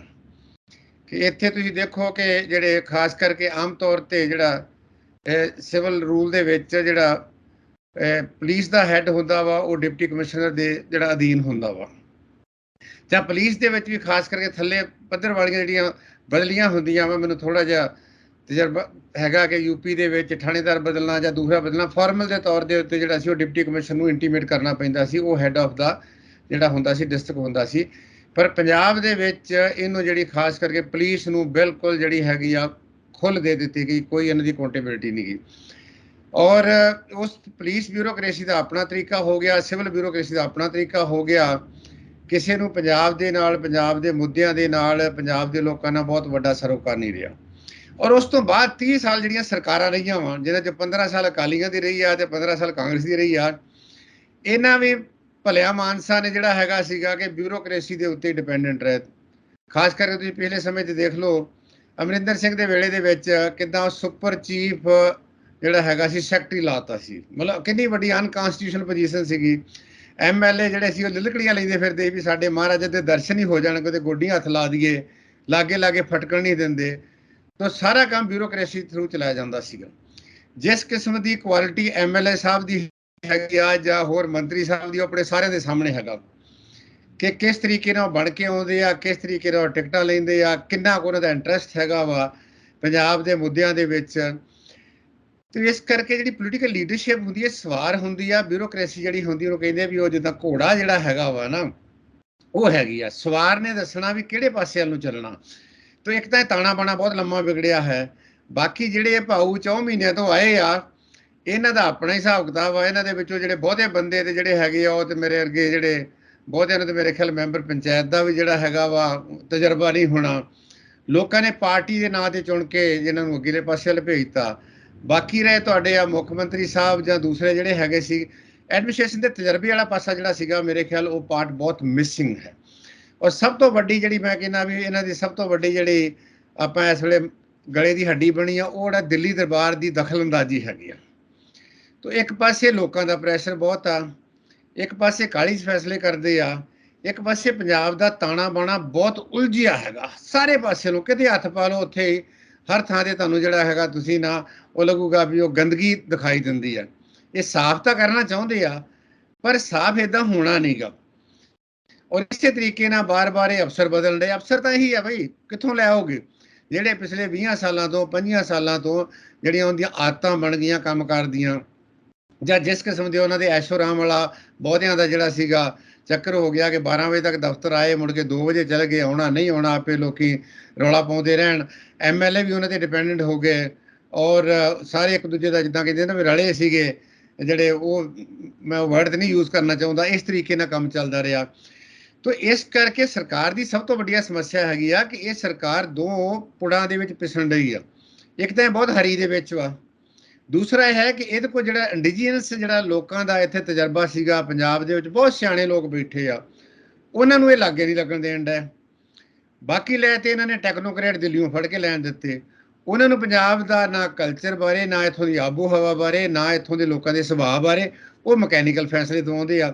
ਵਿੱਚ ਫਸ ਜਾਂਦੇ ਆ ਭਗਵੰਤ ਮਾਨ ਹੋਣੀ, ਕਿਉਂਕਿ ਜੇ ਆਪਾਂ ਇਹ ਦੇਖਿਆ ਜਾਵੇ ਕਿ ਮੁੱਖ ਮੰਤਰੀ ਬਹੁਤ ਇੰਪੋਰਟੈਂਟ, ਅਨਫੋਰਚੂਨੇਟ ਪਾਰਟ ਹੈਗਾ ਕਿ ਆਮ ਤੌਰ ਤੇ ਪਾਰਲੀਮੈਂਟਰੀ ਸਿਸਟਮ ਦੇ ਵਿੱਚ ਜਿਹੜਾ ਮੁੱਖ ਮੰਤਰੀ ਜਾਂ ਪ੍ਰਧਾਨ ਮੰਤਰੀ ਹੁੰਦਾ, ਫਸਟ ਅਮੰਗ ਇਕੁਅਲਸ ਹੁੰਦਾ ਵਾ, ਸਾਰੇ ਬਰਾਬਰ ਆ ਔਰ ਉਹ ਨੰਬਰ 1 ਦੇ ਉੱਤੇ ਆ। ਪਰ ਸਾਡਾ ਇੰਨਾ ਤਹਿਸ ਨਹਿਸ ਉੱਤੋਂ ਲੈ ਕੇ ਥੱਲੇ ਤੱਕ, ਪਿੰਡ ਦੇ ਸਰਪੰਚ ਤੋਂ ਲੈ ਕੇ ਤੇ ਪ੍ਰਧਾਨ ਮੰਤਰੀ ਤੱਕ ਇਹ ਹੋਇਆ ਵਾ ਕਿ ਜਿਹੜਾ ਪਹਿਲਾਂ ਹੀ ਹੈਗਾ ਉਹੀ ਸਭ ਕੁਝ ਹੈਗਾ ਵਾ। ਬਾਕੀ ਤੇ ਸਾਰੇ ਜਿਹੜੇ ਹੈਗੇ ਨਾ, ਜਦੋਂ ਉਹ ਮਤਲਬ ਕਹਿ ਦਈਏ ਆਪਾਂ ਡਬਰੂ ਵਜਾਉਣ ਵਾਲੇ ਆ, ਜਾਂ ਜਿਹੜਾ ਉਹ ਝੰਡਾ, ਹਾਂ ਜੀ ਹਾਂ ਸਭ ਕੁਝ ਠੀਕ ਹੋ ਗਿਆ ਜੀ, ਫਲਾਨਾ ਸਾਹਿਬ ਇਹ ਕਰ ਦੇਣਗੇ, ਮੁੱਖ ਮੰਤਰੀ ਸਾਹਿਬ ਉਹਨਾਂ ਵਾਂਗੂ ਜਿਹੜਾ ਹੁੰਦਾ ਪਿੰਡਾਂ ਦੇ ਵਿੱਚ ਆਉਂਦੇ ਹੁੰਦੇ ਵਿਆਹਾਂ ਦੇ ਉੱਤੇ, ਉੱਦਾਂ ਹੀ ਰੌਲੀ ਪਾਈ ਜਾਣਾ। ਇੱਕ ਬੰਦੇ ਦੀ ਜਿਹੜੀ ਹੁੰਦੀ ਕਪੈਸਿਟੀ ਦੀ ਲਿਮਿਟ ਹੁੰਦੀ ਆ, ਔਰ ਜੇ ਉਹ ਬਹੁਤ ਜਿਹੜੀ ਸਲਾਹ ਨਹੀਂ ਕਰਦਾ ਜਾਂ ਉਹ ਆਪ ਉਧਰਾਪਣ ਕਰਦਾ, ਇਸ ਕਰਕੇ ਸਾਰੇ ਪਾਸੇ ਖਲਾਰਾ ਪੈਂਦਾ। ਤੁਹਾਡੀ ਗੱਲ ਠੀਕ ਆ ਕਿ 4 ਮਹੀਨੇ ਚੱਲਿਆ, ਇਹਨਾਂ ਦਾ ਚੰਗਾ ਪ੍ਰੋਸੈਸ ਸੀਗਾ, ਸ਼ੁਰੂ ਦੇ ਵਿੱਚ ਤਾਂ ਠੀਕ ਲੱਗਦਾ ਹੈ, ਪਰ ਇਹਨੂੰ ਸਸਟੇਨ ਕਰਨਾ ਬਹੁਤ ਔਖਾ ਹੁੰਦਾ ਵਾ। ਇਸੇ ਕਰਕੇ ਇਹਨਾਂ ਦਾ ਬਹੁਤ ਵੱਡਾ ਖਲਾਰਾ ਹੈ। ਹੁਣ ਕ੍ਰਿਟਿਸਿਜ਼ਮ ਵੀ ਹੋਣਾ ਸ਼ੁਰੂ ਹੋ ਗਿਆ। ਪੋਲੀਟੀਕਲ ਪਾਰਟੀਆਂ ਜਿਹੜੀਆਂ ਵਿਹਲੀਆਂ ਬੈਠੀਆਂ ਵਾ, ਅਕਾਲੀ ਵਾਲੇ ਜਾਂ ਕਾਂਗਰਸ ਦੇ ਵਿੱਚ ਵਾ, ਉਹ ਨਿੱਕੀ ਗੱਲ ਦੇ ਉੱਤੋਂ ਫੜ ਕੇ ਜਿਹੜਾ ਰੌਲਾ ਪਾਉਣਾ ਸ਼ੁਰੂ ਕਰ ਦਿੰਦੇ ਆ। ਇਸ਼ੂ ਨਹੀਂ ਵੀ ਹੁੰਦਾ ਉਹਨੂੰ ਇਸ਼ੂ ਬਣਾਉਣਾ ਸ਼ੁਰੂ ਕਰ ਦਿੰਦੇ ਆ। ਅੱਛਾ, ਲੋਕਾਂ ਦਾ ਸੁਭਾਅ ਇੱਦਾਂ ਦਾ ਹੀ ਹੈਗਾ ਵੀ ਹਰ ਵੇਲੇ ਇੰਸਟੈਂਟ ਮਸਲੇ ਦਾ ਹੱਲ ਚਾਹੁੰਦੇ ਆ। ਤਾਂ ਮੇਰਾ ਖਿਆਲ ਹੈ ਵੀ ਇਸ ਵੇਲੇ ਦੀ ਘੁੰਮਣ ਘੇਰੀ ਸ਼ੁਰੂ ਹੋ ਰਹੀ ਆ, ਔਰ ਜੇ ਇਹ ਸ਼ੁਰੂ ਦੇ ਵਿੱਚ ਇਹਨਾਂ ਨੇ ਇਹਨੂੰ ਨਾ ਨਜਿੱਠਿਆ, ਔਰ ਨਾ ਨਜਿੱਠਣ ਦਾ ਮਤਲਬ ਹੈਗਾ ਕਿ ਜਿਸ ਤਰ੍ਹਾਂ ਦਾ ਕ੍ਰਿਟਿਸਿਜ਼ਮ ਸ਼ੁਰੂ ਹੋ ਗਿਆ, ਜਿਸ ਕਿਸਮ ਦਾ ਉਹ ਦਿੱਲੀ ਵਾਲਿਆਂ ਨੇ ਜਿਹੜਾ ਕਹਿੰਦੇ ਆ ਕਿ ਉੱਥੇ ਬੰਦੇ ਬਿਠਾਤੇ ਜਾਂ ਤਾਕਤ ਉਹਨਾਂ ਨੂੰ ਦੇਈ ਜਾਂਦੇ ਆ, ਜਾਂ ਇਹਨਾਂ ਦੇ ਮੰਤਰੀਆਂ ਦੇ ਉੱਤੇ ਬੰਦੇ ਲਾਤੇ ਆ, ਜਾਂ MLA ਨੂੰ ਜਿਹੜਾ ਹੈਗਾ ਪਿੰਡਾਂ ਦੇ ਵਿੱਚ ਇਹਨਾਂ ਨੇ ਵੀਡੀਓ ਬਣਾਉਣ ਦੇ ਉੱਤੇ ਲਾਤਾ, ਜਾਂ ਜਿਹੜੀਆਂ ਹੋਰ ਇੱਧਰ ਉੱਧਰ ਦੀਆਂ ਜਿਹੜੀਆਂ ਗਲੀਆਂ ਨਾਲੀਆਂ ਵੇਖੋ ਕਿੰਨੀਆਂ ਹੈਗੀਆਂ, ਕਿੱਥੇ ਇੱਟਾਂ ਲੱਗ ਗਈਆਂ, ਕਿੱਥੇ ਪੁਰਾਣੇ ਨੇ ਕੀ ਕੀਤਾ ਸੀਗਾ, ਉਸ ਪਾਸੇ ਲਾਤਾ। ਤੇ ਮੈਨੂੰ ਲੱਗਦਾ ਵੀ ਇਹ ਬਹੁਤ ਵੱਡਾ ਇੱਕ ਇਹਨਾਂ ਲਈ ਕ੍ਰਾਈਸਿਸ ਖੜਾ ਹੋਣ ਵਾਲਾ ਹੈਗਾ, ਕਿਉਂਕਿ ਇੱਕ ਪਾਸੇ ਤਾਂ ਢਾਂਚਾਗਤ ਕ੍ਰਾਈਸਿਸ ਹੈਗੇ ਆ, ਦੂਸਰਾ ਹੈਗਾ ਕਿ ਲੋਕਾਂ ਦੀ ਸਪੋਰਟ ਜੇ ਹੌਲੀ ਹੌਲੀ ਵਿਡਰਾਅ ਹੋਣੀ ਸ਼ੁਰੂ ਹੋ ਗਈ। ਆਪਾਂ ਦੇਖਿਆ ਇਲੈਕਸ਼ਨ ਦੇ ਵਿੱਚ ਲੋਕਾਂ ਨੇ ਨਿਗਾਹ ਜਿਹਾ ਇਹਨਾਂ ਨੂੰ ਝਟਕਾ ਦਿੱਤਾ, ਭਾਵੇਂ ਕਿ ਉਹ ਬਹੁਤ, ਮੈਨੂੰ ਲੱਗਦਾ ਕਿ ਲੋਕ ਸ਼ਾਇਦ ਪਛਤਾਉਂਦੇ ਹੋਣ ਉਸ ਗੱਲ ਨੂੰ, ਪਰ ਇਹਨਾਂ ਨੂੰ ਵਾਰਨ ਕਰਨਾ ਸੀ, ਉਹਨਾਂ ਨੇ ਕਰ ਦਿੱਤਾ ਉਹਦੇ ਵਿੱਚੋਂ ਕਰਕੇ। ਤਾਂ ਇਸ ਕਰਕੇ ਜਦੋਂ ਬਿਊਰੋਕ੍ਰੇਸੀ ਲਾਉਂਦੇ ਆ, ਉਹ ਕੋਈ ਨਾ ਕੋਈ ਨੁਕਸ ਨਿਕਲ ਆਉਂਦਾ ਵਾ। ਜਿੱਦਾਂ ਹੁਣ ਵੀ ਚੀਫ ਸੈਕਟਰੀ ਬਾਰੇ ਪਿਆ ਹੈਗਾ ਪੰਜਾਬ ਦੇ ਵਿੱਚ, ਤੁਹਾਨੂੰ ਕੋਈ ਬਿਊਰੋਕਰੇਟ ਇੱਦਾਂ ਦਾ ਲੱਭੂ। ਮੈਂ ਦੱਸਿਆ ਕਿ ਜਦੋਂ ਇੱਥੇ ਪ੍ਰੈਜ਼ੀਡੈਂਸ਼ੀਅਲ ਰੂਲ ਲੱਗਾ ਹੈ, ਗ੍ਰਾਂਟਾਂ ਆਉਂਦੀਆਂ ਸੀਗੀਆਂ, ਪੋਲੀਟੀਕਲ ਕੋਈ ਸਪੇਸ ਹੈ ਨਹੀਂ ਸੀਗੀ, ਪੁੱਛਣ ਵਾਲਾ ਇਹਨਾਂ ਨੂੰ ਹੈ ਨਹੀਂ ਸੀਗਾ, ਆਪ ਉਧਰੇ ਹੋ ਗਏ। ਪੰਜਾਬ ਜਿਹੜੀ ਸੀ ਉਹ ਪੁਲਿਸ ਸਟੇਟ ਬਣ ਗਈ, ਤਾਂ ਇਹ ਲਾਰਜਰ ਦੈਨ ਸਾਈਜ਼ ਹੋ ਗਏ। ਇਹਨਾਂ ਦੀਆਂ ਆਦਤਾਂ ਇਸ ਕਿਸਮ ਦੀਆਂ ਹੋ ਗਈਆਂ। ਕਿਸੇ ਸਮੇਂ 'ਚ ਕਹਿੰਦੇ ਹੁੰਦੇ ਸੀ ਵੀ ਪ੍ਰਤਾਪ ਸਿੰਘ ਕੈਰੋਂ ਦੇ ਸਮੇਂ ਦੇ ਵਿੱਚ ਜਿਹੜੀ ਬਿਊਰੋਕ੍ਰੇਸੀ ਜਿਹੜੀ ਹੁੰਦੀ ਸੀ ਨਾ, ਉਹ ਪਬਲਿਕਲੀ ਜਿਹੜਾ ਹੁੰਦਾ ਸੀਗਾ ਵੀ ਜਿਹੜੇ ਥੋੜਾ ਤੋਫੜਾ ਕਰ ਦਿੰਦੇ, ਪਬਲਿਕਲੀ ਉਹਨਾਂ ਨੂੰ ਜਿਹੜਾ ਹੁੰਦਾ ਸੀਗਾ, ਉਹਨਾਂ ਨੂੰ ਉੱਥੇ ਲੋਕਾਂ ਦੇ ਸਾਹਮਣੇ ਜਿਹੜਾ ਸੀ ਉਹ ਖੜਾ ਕਰਦਾ ਸੀਗਾ। ਤੇ ਸ਼ਨੀਚਰਵਾਰ ਨੂੰ ਜਿਹੜਾ ਸੀ ਉਹ ਪਿੰਡਾਂ ਵਾਲੇ ਪਾਸੇ ਨੂੰ ਤੋਰਦਾ ਹੁੰਦਾ ਸੀਗਾ ਵੀ ਜਾਓ ਪਤਾ ਲੈ ਕੇ ਆਓ। ਹੁਣ ਇਹ ਸ਼ੁੱਕਰਵਾਰ ਨੂੰ ਜਿਹੜਾ ਹੈਗਾ ਗਰਮੀਆਂ ਦੇ ਵਿੱਚ ਪਹਾੜਾਂ ਵਾਲੇ ਪਾਸੇ ਨੂੰ ਤੁਰ ਪੈਂਦਾ, ਕੋਈ ਦਿੱਲੀ ਨੂੰ ਤੁਰ ਪੈਂਦਾ ਵਾ, ਕੋਈ ਦੂਸਰੇ ਪਾਸੇ ਨੂੰ ਤੁਰ ਪੈਂਦਾ। ਸੋ ਮੇਰਾ ਕਹਿਣ ਤੋਂ ਭਾਵ ਹੈਗਾ ਵੀ ਇਹ ਸਰਕਾਰ ਨੂੰ ਇੱਕ ਖਾਸ ਕਰਕੇ ਭਗਵੰਤ ਸਿੰਘ ਮਾਨ ਦੇ 6 ਮਹੀਨੇ ਜਿਹੜਾ ਪਹਿਲਾਂ ਸੀ, 6 ਮਹੀਨਿਆਂ 'ਚ ਬਹੁਤ ਵੱਡਾ ਪੋਲੀਟੀਕਲ ਉਹ ਜਿਹੜਾ ਹੈਗਾ ਉਹ ਐਕਿਊਮਨ ਨਹੀਂ ਆਊਗੀ, ਜਾਂ ਬਹੁਤ ਵੱਡਾ ਪੋਲੀਟੀਕਲ ਵਿਜ਼ਡਮ ਨਹੀਂ ਆ ਜਾਊਗੀ। ਪਹਿਲਾਂ ਠੀਕ ਆ, ਗੱਲਾਂ ਬਾਤਾਂ ਨਾਲ ਕੰਮ ਚੱਲਦਾ ਰਿਹਾ। ਮੈਨੂੰ ਲੱਗਦਾ ਕਿ ਪੰਜਾਬ ਹਿਤੈਸ਼ੀ ਲੋਕ ਜਿਹੜੇ ਬੈਠੇ ਉਹਦੇ ਆਲੇ ਦੁਆਲੇ ਦੇ ਵਿੱਚ ਜਿਹੜੇ ਹੈਗੇ ਇਹਦੇ ਪੁਰਾਣੇ, ਉਹਨਾਂ ਦੀ ਸਲਾਹ ਲੈਣੀ ਸ਼ੁਰੂ ਕਰ ਲਵੇ, ਦਿੱਲੀ ਤੱਕ ਡਿਪੈਂਡੈਂਟ ਰਹੂਗਾ। ਤੇ ਮੈਨੂੰ ਨਹੀਂ ਲੱਗਦਾ ਕਿ ਸਾਲ ਕੁ ਬਾਅਦ ਜਿਹੜਾ ਹੈਗਾ ਵਾ ਉਹੀ ਕੰਫਰਟ ਜ਼ੋਨ ਹੋਊਗਾ ਜਿਹੜਾ ਇਹਨਾਂ ਦਾ ਪਹਿਲਾਂ ਹੁੰਦਾ ਸੀਗਾ। ਔਰ ਬਿਊਰੋਕ੍ਰੇਸੀ ਤੇ ਗੱਲ ਉਹੀ ਠੀਕ ਹੈਗਾ ਵੀ ਤੁਹਾਨੂੰ ਇਹਦੇ ਵਿੱਚੋਂ ਬਾਰ-ਬਾਰ ਬਦਲਣਾ ਕੁਛ ਨਹੀਂ ਲੱਭਣਾ, ਡਾਇਰੈਕਸ਼ਨ ਦੇਣੀਆਂ ਪੈਣੀਆਂ ਹੈ, ਉਹਨਾਂ ਨੂੰ ਏਜੰਡਾ ਦੇਣਾ ਪੈਣਾ ਹੈ, ਉਹਨਾਂ ਨੂੰ ਟਾਈਮ ਦੇਣਾ ਪੈਣਾ ਹੈ। ਇਹ ਨਹੀਂ ਹੈਗਾ ਕਿ ਅੱਜ ਥਾਣੇਦਾਰ ਬਦਲਿਆ ਤੇ ਕੱਲ ਨੂੰ 3 ਮਹੀਨਿਆਂ ਬਾਅਦ ਫੇਰ ਬਦਲੂਗੀ। ਸਰਕਾਰਾਂ ਪਹਿਲੀਆਂ ਵੀ ਇਹੀ ਕਰਦੀਆਂ ਰਹੀਆਂ। ਫਿਰ ਹੌਲੀ ਹੌਲੀ ਬਦਲੀ ਦੇ ਵਿੱਚ ਦੂਸਰਾ ਕੰਮ ਆ ਜਾਊਗਾ, ਐਮਐਲਏ ਸਾਹਿਬ ਦਾ ਇੰਟਰਸਟ ਆ ਜਾਊਗਾ, ਮੰਤਰੀਆਂ ਦਾ ਇੰਟਰਸਟ ਆ ਜਾਊਗਾ, ਨਸ਼ਾ ਵੇਚਣ ਵਾਲੇ ਦਾ ਇੰਟਰਸਟ ਆ ਜਾਊਗਾ, ਜਾਂ ਹੋਰ ਤੁਹਾਡੇ ਸਾਡੇ ਵਰਗੇ ਜਿਹੜੇ ਹੈਗੇ ਆ ਸੜਕਾਂ ਰੋਕ ਕੇ ਕਹਿਣਗੇ ਵੀ ਚੰਗੇ ਬੰਦੇ ਨੂੰ ਕੱਢੋ ਬਾਹਰ ਇੱਥੋਂ। ਤੋ ਇਸ ਕਰਕੇ ਸਮੱਸਿਆ ਤੇ ਇਹਨਾਂ ਲਈ ਬਹੁਤ ਵੱਡੀ ਹੈਗੀ ਆ, ਗੁੰਝਲਾਂ ਹੈਗੀਆਂ ਵਾ। ਇਸੇ ਕਰਕੇ ਸਾਫ਼ ਨੀਤ ਭਾਵੇਂ ਇਹਨਾਂ ਦੀ ਹੈਗੀ ਆ, ਕੰਮ ਇਹ ਕਰਨਾ ਚਾਹੁੰਦੇ ਆ, ਪਰ ਉਹ ਕੰਮ ਨੂੰ ਸਿਰੇ ਲਾਉਣ ਵਾਸਤੇ ਇੱਕ ਢਾਂਚਾਗਤ ਵਿਵਸਥਾ ਦਾ ਹੋਣਾ ਵੀ ਬਹੁਤ ਜ਼ਿਆਦਾ ਜ਼ਰੂਰੀ ਆ, ਜਿਹੜਾ ਮੈਨੂੰ ਲੱਗਦਾ ਵਾ ਕਿ ਇਸ ਵੇਲੇ ਮਿਸਿੰਗ ਹੈਗੀ ਆ। ਜਿਸ ਤਰੀਕੇ ਨਾਲ ਰੀਸ਼ਫਲਿੰਗ ਕਰ ਰਹੇ ਆ, ਜਿਸ ਤਰੀਕੇ ਨਾਲ ਬਦਲੀਆਂ ਕਰ ਰਹੇ, ਖਾਸ ਕਰਕੇ ਕਦੀ ਚੀਫ ਸੈਕਟਰੀ ਬਦਲਤਾ, ਕਦੀ ਡੀਜੀਪੀ ਬਦਲ ਦਿੱਤਾ, ਕਦੀ ਪੁਲਿਸ ਵਾਲੇ ਬਦਲ ਦਿੱਤੇ, ਕਦੀ ਇੱਧਰੋਂ ਇਹਨੂੰ ਕਰਤੇ, ਕਦੀ ਉਸ ਪਾਸੇ ਨੂੰ ਕਰਤੇ। ਮੈਨੂੰ ਲੱਗਦਾ ਵੀ ਇਹਦੇ ਨਾਲ ਕੋਈ ਜਿਹੜੀਆਂ ਇਹਨਾਂ ਦਾ ਏਜੰਡਾ ਹੈਗਾ ਵਾ ਉਹਨੂੰ ਜਿਹੜਾ ਅਚੀਵ ਕਰਨ ਵਾਸਤੇ ਕੋਈ ਜਿਹੜਾ ਹੋਰ ਸਮੱਸਿਆ ਜਿਹੜੀਆਂ ਜ਼ਿਆਦੀਆਂ ਇਹਨਾਂ ਵਾਸਤੇ ਵਧਣਗੀਆਂ। ਇਸੇ ਕਰਕੇ ਵਾਰ-ਵਾਰ ਮੁੱਖ ਮੰਤਰੀ ਭਗਵੰਤ ਸਿੰਘ ਮਾਨ ਕਹਿੰਦੇ ਨੇ ਕਿ ਸਾਡੇ ਕੋਲੇ 5 ਸਾਲ ਦਾ ਸਮਾਂ ਹੈ, ਅਸੀਂ ਹੌਲੀ-ਹੌਲੀ ਜਿਹੜਾ ਉਹ ਲਗਾਮ ਕੱਸ ਲਾਂਗੇ, ਸਾਰਾ ਕੁਝ ਤਬਦੀਲ ਕਰਕੇ ਦਿਖਾਵਾਂਗੇ। ਪਰ ਲੋਕ ਕਹਿੰਦੇ ਨੇ ਕਿ ਮਾਨ ਸਾਹਿਬ ਇਹ ਸਮਾਂ ਜਿਹੜਾ ਸਿਰਫ ਤੁਹਾਡੀ ਪਾਰਟੀ ਦੇ ਕੋਲ ਹੈ, ਅਰਵਿੰਦ ਕੇਜਰੀਵਾਲ ਹੋਰਾਂ ਦੇ ਹੱਥ ਵਿੱਚ ਹੈ, ਮੌਕਾ ਜਿਹੜਾ ਉਹਨਾਂ ਦੇ ਕੋਲ ਹੈ, ਤੇ ਤੁਸੀਂ ਤਾਂ ਸਿਰਫ ਇਹ ਸਮਝੋ ਕਿ ਪਤਾ ਨਹੀਂ ਕਿੰਨੇ ਕੁ ਦਿਨ ਤੁਸੀਂ ਸਰਕਾਰ ਦੇ ਵਿੱਚ ਮੁੱਖ ਮੰਤਰੀ ਬਣੇ ਰਹੋਗੇ। ਜਿਸ ਤਰੀਕੇ ਨਾਲ ਰਾਘਵ ਚੱਡਾ ਜਾਂ ਦਿੱਲੀ ਦੀ ਦਖਲ ਅੰਦਾਜ਼ੀ ਉਹ ਸਾਹਮਣੇ ਆਉਂਦੀ ਹੈ। ਮੈਂ ਗੱਲ ਫੇਰ ਇੱਕ ਵਾਰ ਪ੍ਰੋਫੈਸਰ ਸਾਹਿਬ ਉੱਥੇ ਹੀ ਲਿਆਵਾਂ ਕਿ ਜਦੋਂ ਮੈਂ ਕੱਚੇ ਕਾਮਿਆਂ ਦੀ ਗੱਲ ਕਰਦਾ, ਉਹਨਾਂ ਨੂੰ ਪੱਕੇ ਕਰਨ ਦੀ ਗੱਲ ਹੁੰਦੀ ਆ, ਤੇ ਗੱਲ ਹੁੰਦੀ ਹੈ ਦੇ ਡਾਂਗਾਂ ਦੀ, ਤਾਂ ਉਹ ਕਹਿੰਦੇ ਕਿ ਇੱਧਰ ਰਾਜਸਥਾਨ ਦੇ ਨੌਜਵਾਨਾਂ ਨੂੰ ਜਾਂ ਹੋਰ ਸਟੇਟਾਂ ਦੇ ਨੌਜਵਾਨਾਂ ਨੂੰ ਪੰਜਾਬ 'ਚ ਨੌਕਰੀਆਂ ਮਿਲ ਰਹੀਆਂ। ਇਹਦੇ ਤੋਂ ਕੀ ਸਾਬਤ ਕੀਤਾ ਜਾਣਾ ਚਾਹੀਦਾ ਹੈ ਸਰਕਾਰ ਦੇ ਵੱਲੋਂ ਕਿ ਕੀ ਸਾਡੇ ਪੰਜਾਬ ਦੇ ਨੌਜਵਾਨ ਉਨੇ ਕਾਬਿਲ ਨਹੀਂ, ਉਹਨਾਂ ਦੀ ਕਾਬਲੀਅਤ ਖਤਮ ਹੋ ਚੁੱਕੀ ਹੈ, ਜਾਂ ਫਿਰ ਇਹ ਉਸ ਪਾਸੇ ਵੱਲ ਨੂੰ ਕਿਉਂ ਨਹੀਂ ਤੁਰਦੇ ਕਿ ਇੱਥੇ ਪੰਜਾਬ 'ਚ ਪੰਜਾਬੀਆਂ ਨੂੰ ਪਹਿਲ ਦਿੱਤੀ ਜਾਵੇ ਨੌਕਰੀ ਦੇ ਵਿੱਚ, ਫਿਰ ਉਸ ਤੋਂ ਬਾਅਦ ਬਾਹਰੀ ਸੂਬਿਆਂ ਦੀ ਗੱਲ ਕੀਤੀ ਜਾਏ? ਨਹੀਂ, ਮੇਰੇ ਖਿਆਲ ਦੋ ਤਿੰਨ ਚੀਜ਼ਾਂ। ਕਿ ਜਿਹੜੇ ਕੱਚੇ ਕਾਮੇ ਵਾਲੀ ਗੱਲ ਆ ਉਹ 'ਚ ਬਹੁਤ ਸਾਰੀਆਂ ਕੰਪਲੀਕੇਸ਼ਨਸ ਹੈਗੀਆਂ। ਅਸੀਂ ਦੇਖਿਆ ਕਿ ਪਹਿਲੇ ਸਮੇਂ ਦੇ ਵਿੱਚ ਕਿਸ ਤਰੀਕੇ ਨਾਲ ਲੋਕ ਲੱਗੇ ਆ। ਇਹ ਸੁਪਰੀਮ ਕੋਰਟ ਦਾ ਵੀ ਹੈਗਾ, ਹਾਈ ਕੋਰਟ ਦਾ ਵੀ ਹੈਗਾ ਕਿ ਬੈਕ ਡੋਰ ਐਂਟਰੀ ਜਿਹੜੀ ਹੈਗੀ ਆ ਉਹ ਨਹੀਂ ਹੋਣੀ ਚਾਹੀਦੀ। ਇਹ ਠੀਕ ਆ, ਪੋਲੀਟੀਕਲੀ ਇਹ ਜਿਹੜਾ ਅਨਾਉਂਸਮੈਂਟ ਪਹਿਲੀਆਂ ਸਰਕਾਰਾਂ ਵੀ ਕਰਦੀਆਂ ਰਹੀਆਂ, ਇਹ ਵੀ ਸਰਕਾਰਾਂ ਕਰਦੀਆਂ ਰਹੀਆਂ, ਪਰ ਜਦੋਂ ਕਾਨੂੰਨ ਦੀ ਗੱਲ ਆਉਂਦੀ ਆ ਵੀ ਉਹ ਵਿਅਕਤੀ ਦੀ ਅਪੁਆਇੰਟਮੈਂਟ ਕਿੱਦਾਂ ਹੋਈ, ਕੀ ਉਹ ਸੈਂਕਸ਼ਨ ਪੋਸਟ ਅਗੇਂਸਟ ਹੋਈ, ਕਿ ਜਦੋਂ ਉਹਨੂੰ ਲਾਇਆ ਗਿਆ ਹੈ ਉਸ ਵੇਲੇ ਉਦੋਂ ਇਹ ਮੌਕਾ ਦੂਸਰਿਆਂ ਨੂੰ ਦਿੱਤਾ ਗਿਆ ਕਿ ਨਹੀਂ ਦਿੱਤਾ ਗਿਆ। ਮੈਨੂੰ ਲੱਗਦਾ ਕਿ ਵੱਡੀ ਗਿਣਤੀ ਦੇ ਵਿੱਚ ਜਿਹੜੇ ਕੱਚੇ ਕਾਮੇ ਦੀ ਆਪਾਂ ਗੱਲ ਕਰਦੇ ਹਾਂ, ਆਪਾਂ ਨੂੰ ਪਤਾ ਜਿਸ ਤਰੀਕੇ ਨਾਲ ਪਹਿਲੇ ਸਮੇਂ ਦੇ ਵਿੱਚ ਅਪੁਆਇੰਟਮੈਂਟ ਹੁੰਦੀ ਰਹੀ ਆ, ਤੇ ਮੈਨੂੰ ਲੱਗਦਾ ਵੀ ਉਹ ਬਹੁਤ ਟੈਕਨੀਕਲ ਹੋ ਜਾਂਦਾ। ਜੇ ਉਹਨਾਂ ਨੂੰ ਪੱਕਿਆਂ ਕਰਦੇ ਆ ਤੇ ਹੋਰ ਲੋਕ ਖੜੇ ਹੋ ਜਾਣਗੇ, ਕੋਰਟ 'ਚ ਜਾਣਗੇ, ਵੇਖੋ ਜੀ ਸਾਨੂੰ ਮੌਕਾ ਨਹੀਂ ਮਿਲਿਆ, ਜਾਂ ਉਹਦੇ ਵਿੱਚ ਵੇਖੋ ਜੀ ਆ ਵਿਅਕਤੀ ਇੱਦਾਂ ਲੱਗਾ ਸੀਗਾ, ਇਹ ਬੰਦਾ ਜਿਹੜਾ ਹੈਗਾ ਸੀ ਉਦੋਂ ਐਲੀਜੀਬਲ ਨਹੀਂ ਸੀ ਹੈਗਾ। ਕਿਉਂਕਿ ਆਪਾਂ ਦੇਖਿਆ ਕਿ ਪਹਿਲੇ ਸਮੇਂ ਦੇ ਵਿੱਚ ਸਾਰੀਆਂ ਸਰਕਾਰਾਂ ਜਿਹੜੀਆਂ ਹੈਗੀਆਂ ਬਹੁਤ ਧੱਕੇਸ਼ਾਹੀ ਕਰਦੀਆਂ ਰਹੀਆਂ। ਇਹ ਵੀ ਤੁਸੀਂ ਦੇਖੋਗੇ ਬਹੁਤ ਸਾਰੇ ਲੋਕਾਂ ਨੂੰ ਨਕਲੀ ਡਿਗਰੀਆਂ ਲੈ ਕੇ, ਲੋਕਾਂ ਨੂੰ ਜਿਹੜੀਆਂ ਪਿੱਛੇ ਨਾ ਕੱਢੇ ਵੀ ਹੈਗੇ, ਨਕਲੀ ਡਿਗਰੀਆਂ ਲੈ ਕੇ ਜਿਹੜੀਆਂ ਇੱਥੇ ਨੌਕਰੀਆਂ ਲਈਆਂ। ਆ ਜਿੰਨੀਆਂ ਪ੍ਰਾਈਵੇਟ ਯੂਨੀਵਰਸਿਟੀਆਂ ਬਣੀਆਂ ਸੀ, ਤੁਸੀਂ ਦੇਖਿਆ ਹੋਣਾ ਵੀ ਹਿਮਾਚਲ ਦੇ ਵਿੱਚ ਇੱਕ ਯੂਨੀਵਰਸਿਟੀ ਹੈਗੀ ਆ, ਉਹਨੇ ਪਤਾ ਨਹੀਂ ਕਿੰਨੇ ਕਰੋੜਾਂ ਕਿ ਅਰਬਾਂ ਰੁਪਈਏ ਦੀਆਂ ਜਿਹੜੀਆਂ ਉਹ ਡਿਗਰੀਆਂ ਹੀ ਵੇਚ ਦਿੱਤੀਆਂ, ਔਰ ਡਿਗਰੀਆਂ ਦੇ ਸਿਰ ਦੇ ਉੱਤੇ ਜਿਹੜਾ ਹੈਗਾ ਵਾ ਉਹ ਲੋਕਾਂ ਨੇ ਨੌਕਰੀਆਂ ਲੈ ਲਈਆਂ ਜਿਨ੍ਹਾਂ ਦੀ ਪਹੁੰਚ ਹੈਗੀ ਸੀ ਉਸ ਤਰੀਕੇ ਨਾਲ। ਦੂਸਰੀ ਗੱਲ ਰਹੀ ਤੁਸੀਂ ਸਰਕਾਰੀ ਨੌਕਰੀ ਦੀ। ਸਰਕਾਰੀ ਨੌਕਰੀ ਦੇਣ ਵਾਲੇ ਕੁਝ ਨਿਯਮ ਹੁੰਦੇ ਆ। ਮੇਰਾ ਖਿਆਲ ਹੈ ਕਿ ਮੈਂ ਦੇਖ ਰਿਹਾ ਸੀਗਾ ਕਿ ਇੱਕ ਤਾਂ ਡੋਮਿਸਾਈਲ ਵਾਲਾ ਜਿਹੜਾ 3rd ਕਲਾਸ ਤੱਕ ਜਿਹੜਾ ਹੈਗਾ, ਤੀਸਰੇ ਦਰਜੇ ਤੱਕ ਜਿਹੜਾ ਹੈਗਾ, ਚੌਥਾ, ਤੀਸਰਾ, ਦੂਸਰਾ ਦਰਜਾ ਹੈਗਾ ਵਾ, ਉਹਦੇ ਵਿੱਚ ਡੋਮਿਸਾਈਲ ਦੀ ਜਿਹੜੀ ਪ੍ਰੋਵੀਜ਼ਨ ਹੈਗੀ ਆ, ਜਿਹੜੀਆਂ ਕਲਾਸ 1 ਦੀਆਂ ਪੋਸਟਾਂ ਹੈਗੀਆਂ ਉਹਦੇ ਵਿੱਚ ਡੋਮਿਸਾਈਲ ਦੀ ਪ੍ਰੋਵੀਜ਼ਨ ਨਹੀਂ ਹੈਗੀ। ਹਾਂ, ਉਹਦੇ 'ਚ ਕੁਝ ਕੰਡੀਸ਼ਨ ਲਾ ਦਿੱਤੇ ਜਾਂਦੇ, ਜਿੱਦਾਂ ਤੁਹਾਡੀ ਉੱਥੋਂ ਦੀ ਆਪਣੀ ਪੰਜਾਬੀ ਬੋਲੀ ਹੈਗੀ ਆ, ਉਹਦਾ 10ਵੀਂ ਦਾ ਸਰਟੀਫਿਕੇਟ ਪਾਸ ਕੀਤਾ ਹੋਣਾ ਜ਼ਰੂਰੀ ਆ। ਤੁਸੀਂ ਗੱਲ ਕੀਤੀ ਆ ਹਰਿਆਣੇ ਦੀ, ਤੁਸੀਂ ਗੱਲ ਕੀਤੀ ਆ ਆਪਣੇ ਰਾਜਸਥਾਨ ਦੇ ਲੋਕਾਂ ਨੂੰ, ਕੁਝ ਲੋਕਾਂ ਨੂੰ ਨੌਕਰੀਆਂ ਮਿਲੀਆਂ। ਇਹ ਦੇਖਣਾ ਪਊਗਾ ਕਿ ਕੀ, ਕਿਉਂ ਆਪਾਂ ਨੂੰ ਸਭ ਨੂੰ ਪਤਾ ਕਿ ਸਾਡੇ ਹੀ ਭੈਣ ਭਰਾ ਰਾਜਸਥਾਨ ਦੇ ਵਿੱਚ ਹੈਗੇ ਆ, ਸਾਡੇ ਭੈਣ ਭਰਾ ਜਿਹੜੇ ਆ ਹਰਿਆਣੇ ਦੇ ਵਿੱਚ ਹੈਗੇ ਆ। ਬਹੁਤ ਸਾਰੇ ਲੋਕ ਇੱਦਾਂ ਦੇ ਪਰਿਵਾਰ ਹੈਗੇ ਜਿਨ੍ਹਾਂ ਦੀਆਂ ਜ਼ਮੀਨਾਂ 2 ਥਾਵਾਂ ਤੇ ਹੈਗੀਆਂ, 3 ਥਾਵਾਂ ਤੇ ਵੀ ਹੈਗੀਆਂ। ਤੁਹਾਡੇ ਬੜੇ ਬੜੇ ਜਿਹੜੇ ਲੀਡਰ ਹੈਗੇ ਆ ਉਹਨਾਂ ਦੀਆਂ 4-4, 5-5 ਥਾਵਾਂ ਤੇ ਜ਼ਮੀਨਾਂ ਹੈਗੀਆਂ ਹੈ। ਤਾਂ ਕਿਤੇ ਇਹ ਬੱਚੇ, ਇਹ ਵੀ ਹੋ ਸਕਦਾ ਕਿ ਇਹ ਪੰਜਾਬ ਦੇ ਵਿੱਚ ਪੜ੍ਹੇ ਹੋਣ ਉਸ ਸਮੇਂ ਦੇ ਵਿੱਚ, ਕਿ ਜੇ ਤੁਸੀਂ 5 ਸਾਲ ਸਟੇਟ 'ਚ ਰਹਿ ਜਾਂਦੇ ਹੋ ਤੁਹਾਨੂੰ ਡੋਮਿਸਾਈਲ ਮਿਲ ਜਾਂਦਾ, ਜਾਂ ਤੁਸੀਂ ਜਿਹੜੀਆਂ 2 ਜਿਹੜੇ ਐਗਜ਼ਾਮ ਵੱਡੇ ਹੈਗੇ ਆ, 10ਵੀਂ ਦਾ ਕਰ ਲਓ ਜਾਂ 12ਵੀਂ ਦਾ ਕਰ ਲਓ, ਜਾਂ ਤੁਹਾਡੀ 8ਵੀਂ ਤੋਂ ਲੈ ਕੇ 12ਵੀਂ ਤੱਕ ਪੜ੍ਹਾਈ ਹੋਵੇ, ਤੇ ਤੁਸੀਂ ਉੱਥੋਂ ਦੇ ਵਾਸੀ ਬਣ ਜਾਂਦੇ ਜੋ ਉਹਦੇ ਵਿੱਚੋਂ ਕਰਕੇ। ਇਹ ਜਿਹੜੀਆਂ ਨੌਕਰੀਆਂ ਤੁਸੀਂ ਗੱਲ ਕਰਦੇ ਹੋ ਉਹਦੇ ਵਿੱਚ ਮੇਰੇ ਖਿਆਲ ਇਹਦੇ ਵਿੱਚ ਪੰਜਾਬੀ ਦੀ ਕੰਡੀਸ਼ਨ ਇਹਨਾਂ ਦੀ ਹੁੰਦੀ ਆ ਕਿ ਜਿਹੜਾ ਬੰਦਾ ਨੌਕਰੀਆਂ ਲਈ ਅਪੀਅਰ ਹੁੰਦਾ ਵਾ ਉਹਦੇ ਲਈ ਜਿਹੜਾ ਹੈਗਾ ਵਾ ਪੰਜਾਬੀ ਦੀ ਕੰਡੀਸ਼ਨ ਹੋਣੀ ਚਾਹੀਦੀ ਆ।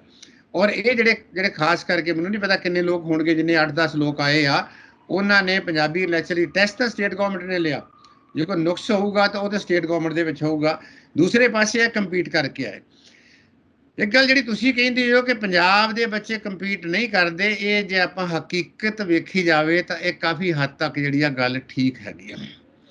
ਇੱਕ ਪਾਰਟ ਇਹ ਹੈਗਾ ਵਾ, ਦੂਸਰਾ ਪਾਰਟ ਇਹ ਹੈਗਾ ਵਾ ਕਿ ਜਿਹੜੇ ਕੰਪੀਟ ਕਰ ਸਕਦੇ ਆ ਉਹਨਾਂ ਦਾ ਇੰਟਰਸਟ ਪੰਜਾਬ ਦੇ ਵਿੱਚ ਨੌਕਰੀ ਕਰਨ ਦਾ ਜਾਂ ਪੰਜਾਬ ਦੇ ਵਿੱਚ ਰਹਿਣ ਦਾ ਬਿਲਕੁਲ ਹੀ ਨਹੀਂ ਹੈਗਾ। ਇਹਨਾਂ ਪੋਲੀਟੀਕਲ ਲੀਡਰਾਂ ਨੇ ਖਾਸ ਕਰਕੇ ਪਿਛਲੇ 30-40 ਸਾਲਾਂ ਤੋਂ ਹਾਲਾਤ ਹੀ ਇਦਾਂ ਦੇ ਪੈਦਾ ਕਰ ਦਿੱਤੇ ਆ, ਜਦੋਂ ਕਿ ਪੰਜਾਬ ਦਾ ਨੌਜਵਾਨ ਇਸ ਵੇਲੇ ਜਿਹੜਾ ਇੱਥੇ ਹੈਗਾ ਵਾ, ਉਹਦੀ ਇਹ ਮੰਨ ਕੇ ਚੱਲਣਾ ਪਊਗਾ ਕਿ ਉਹਦੀ ਜਿਹੜੀ ਕਪੈਸਿਟੀ ਆ ਉਨੀ ਜ਼ਿਆਦਾ ਨਹੀਂ ਹੈਗੀ। ਮੈਂ ਨਹੀਂ ਕਹਿੰਦਾ ਵੀ ਸਾਰੇ ਇਦਾਂ ਦੇ ਨਹੀਂ ਹੈਗੇ, ਔਰ ਇਹ ਵੀ ਨਹੀਂ ਹੈਗਾ ਕਿ ਜਿਹੜੀਆਂ ਨੌਕਰੀਆਂ ਬਾਹਰਲੇ ਪਾਸੇ 8-10 ਲੋਕ ਲੈ ਗਏ ਉਨੀਆਂ ਨੌਕਰੀਆਂ ਹੈਗੀਆਂ ਸੀਗੀਆਂ।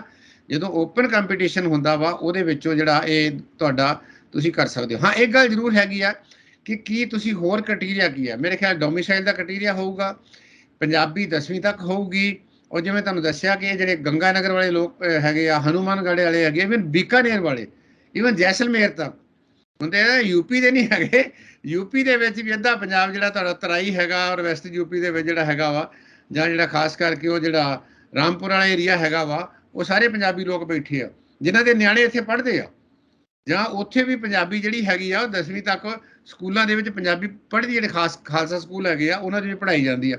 ਸੋ ਮੇਰਾ ਕਹਿਣ ਤੋਂ ਭਾਵ ਹੈਗਾ ਕਿ ਇੰਸਟੈਡ ਆਫ ਆਪਾਂ ਇਸ ਚੀਜ਼ ਨੂੰ ਦੇਖੀਏ, ਸਾਨੂੰ ਆਪਣੇ ਅੰਦਰ ਵੀ ਲੱਭਣ ਦੀ ਲੋੜ ਹੈਗੀ ਆ ਕਿ ਅਸੀਂ ਇਹ ਕਹੀ ਜਾਈਏ ਬਾਹਰਲੇ ਨੌਕਰੀ ਲੈ ਗਏ ਆ, ਵੀ ਬਾਹਰਲੇ ਕਿਉਂ ਲੈ ਗਏ ਆ। ਜੇ ਅਸੀਂ ਉਦਾਂ ਹੀ ਉਹਨਾਂ ਨੂੰ ਕ੍ਰਿਟਿਸਾਈਜ਼ ਕਰਦਾ ਰਹਾਂਗੇ ਕਿ ਜਿਹੜਾ ਸਾਡਾ ਵੱਡਾ ਨੁਕਸ ਵਾ, ਜਿਹੜੀ ਸਾਡੀ ਵੱਡੀ ਵਿਦਿਆ ਹੈਗੀ ਆ, ਜਾਂ ਜਿਹੜੀ ਕੁਆਲਿਟੀ ਐਜੂਕੇਸ਼ਨ ਦੀ ਆਪਾਂ ਗੱਲ ਕਰਦੇ ਹਾਂ, ਜਾਂ ਅਸੀਂ ਕੰਪੀਟ ਕਰਨ ਦੀ ਗੱਲ ਕਰਦੇ ਹਾਂ, ਕਿ ਉਹ ਫਿਰ ਲਈ ਸਾਨੂੰ ਅਸੀਂ ਥੋੜੇ ਸਮੇਂ ਲਈ ਲਾਂਭੇ ਹੋ ਜਾਂਦੇ ਆ।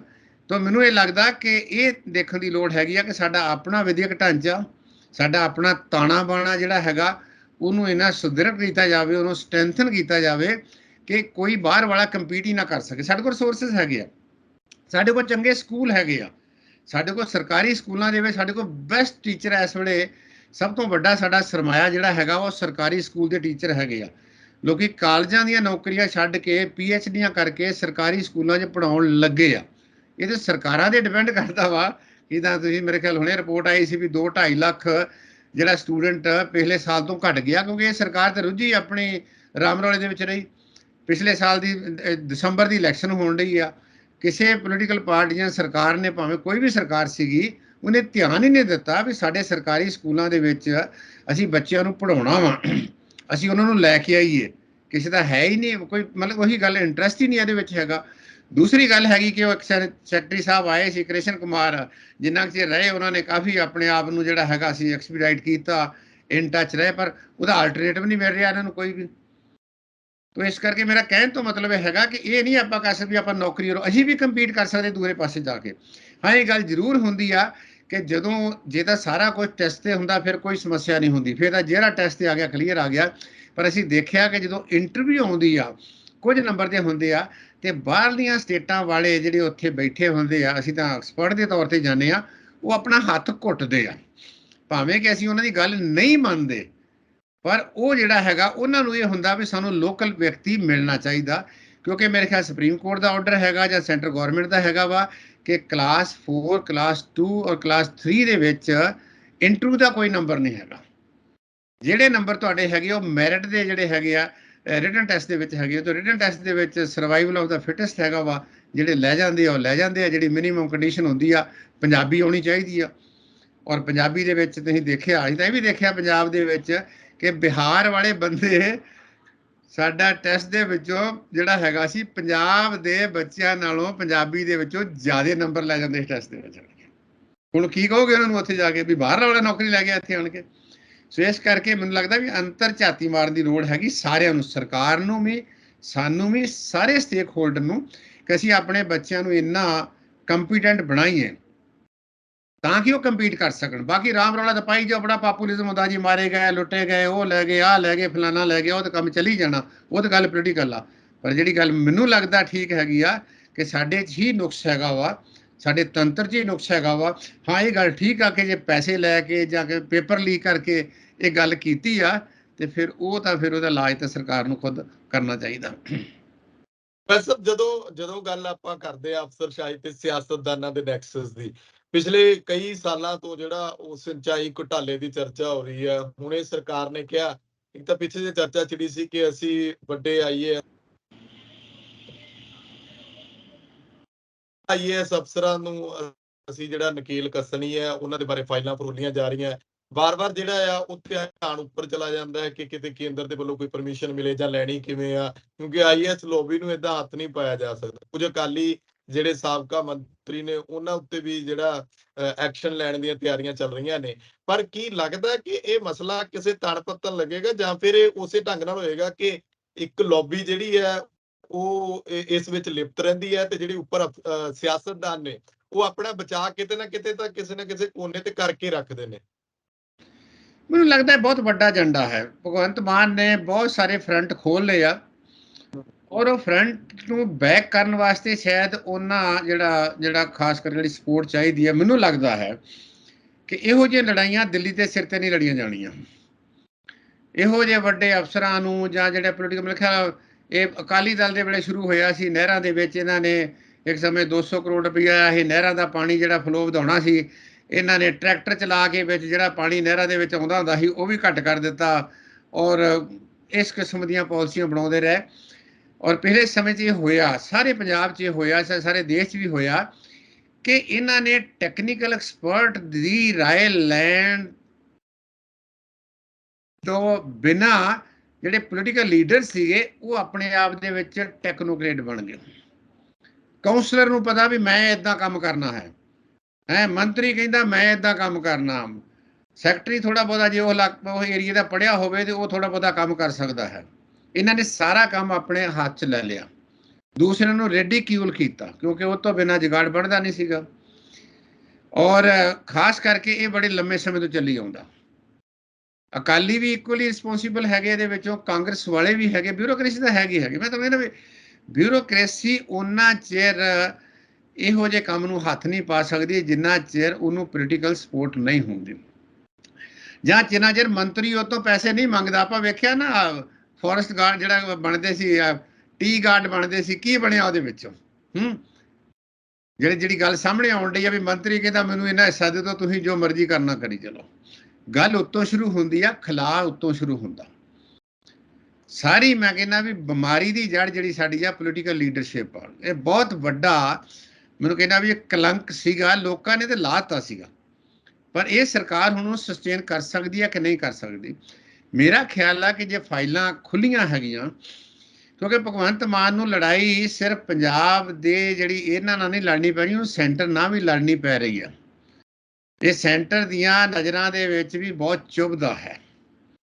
ਔਰ ਦੂਸਰਾ ਇਹ ਹੈਗਾ ਕਿ ਉਹ ਕਿਸੇ ਨਾ ਕਿਸੇ ਤਰੀਕੇ ਨਾਲ ਇਹ ਤੇ ਪੰਗਾ ਖੜਾ ਕਰਨਗੇ। ਇਹਨਾਂ ਦੀ ਬਹੁਤ ਵੱਡੀ ਜਿਹੜੀ ਪ੍ਰੀਖਿਆ ਦੀ ਘੜੀ ਆ, ਕੋਈ ਵੀ ਛੋਟੀ ਜੀ ਗਲਤੀ ਇਹਨਾਂ ਵਾਸਤੇ ਜਿਹੜਾ ਨਾ ਇਹਨਾਂ ਦੇ ਭਾਂਡੇ ਮੂਧੇ ਕਰ ਸਕਦੀ ਆ। ਉਹ ਇਸ ਤਾਂਘ ਦੇ ਵਿੱਚ ਬੈਠੇ ਹੋਏ ਆ।